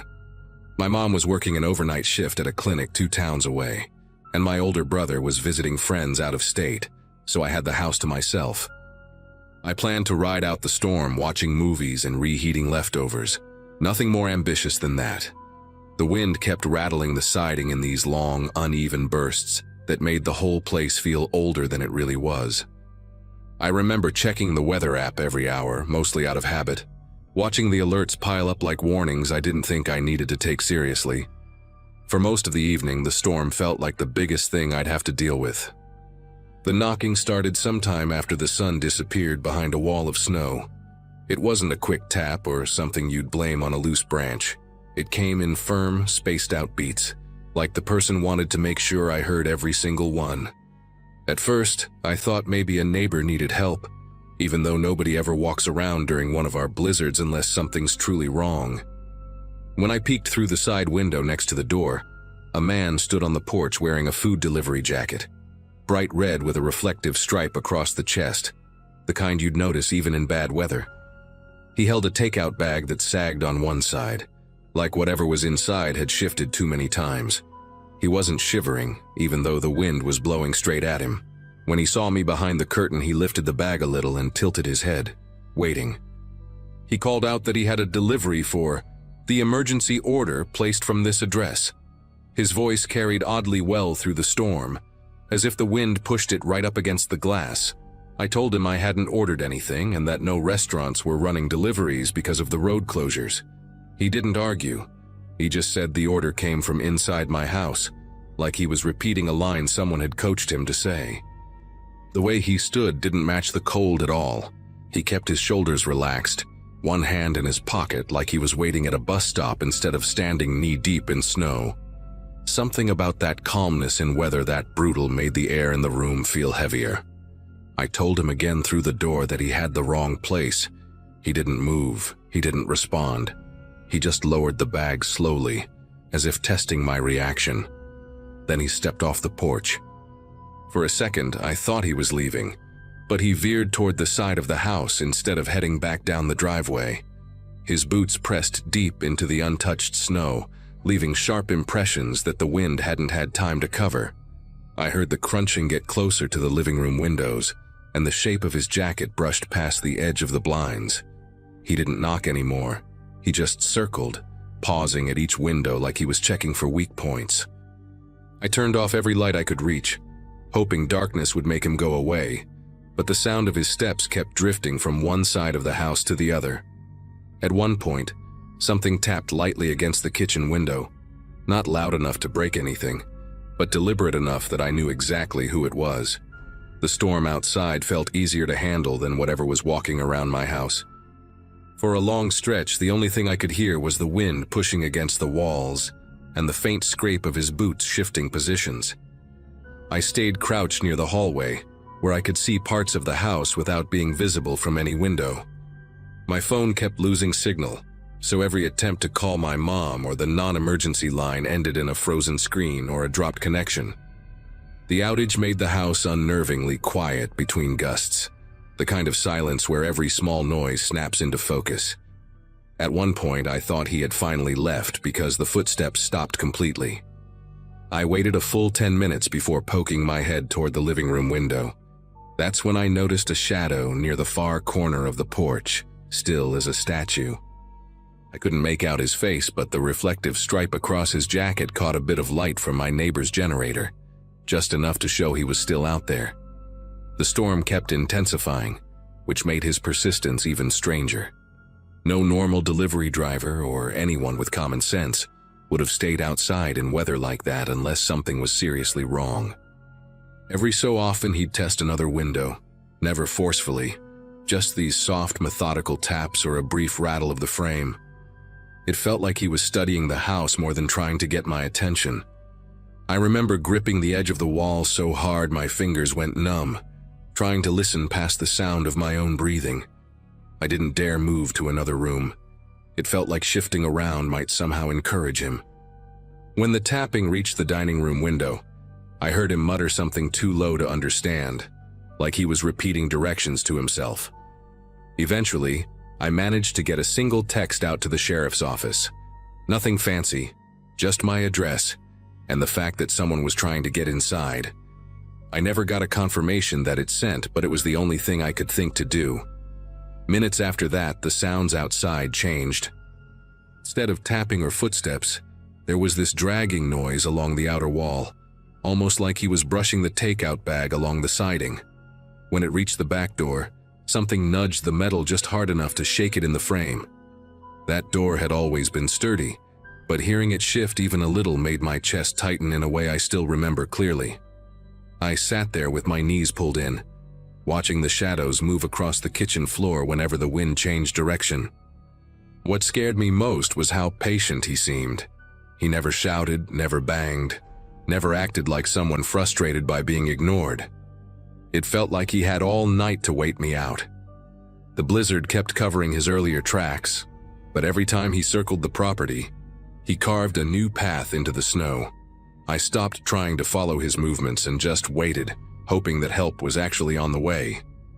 After what felt like hours, I heard the distant rumble of an engine. Slow, heavy, the kind of sound that didn't belong to a normal car. The noise made him pause. I could tell by the sudden stillness outside the kitchen window. For the first time since he arrived, he stepped back, retreating toward the edge of the yard. I didn't move until the engine grew loud enough to shake the floorboards. 2 deputies showed up in a patrol truck outfitted for heavy snow, their headlights cutting long, pale arcs across the yard. When they got out, the man in the delivery jacket didn't run, not right away. He lingered near the tree line as if weighing his options, the takeout bag still hanging loosely from his hand. One of the deputies called out to him, and instead of answering, he turned and disappeared into the whiteout so smoothly, it looked like the storm swallowed him whole. They didn't bother chasing him. Visibility was too poor, and they were more focused on checking the house and making sure I was all right. When I opened the door for them, the blast of cold air felt almost unreal after so many hours of being trapped in that dim, silent house. They walked the perimeter while I waited just inside the entryway, watching their flashlights sweep across the snow. The storm had buried most of the earlier footprints, but a few deeper impressions showed where he'd circled over and over again. The deputies noticed something else too, prints leading up to windows I hadn't even realized he checked, including the small basement one I always forget exists. The delivery jacket bothered them immediately because they knew every restaurant for miles had shut down before the roads became impassable. One of them asked if he'd given a name or mentioned any kind of mix-up, but the only thing he ever claimed was that someone inside placed an emergency order.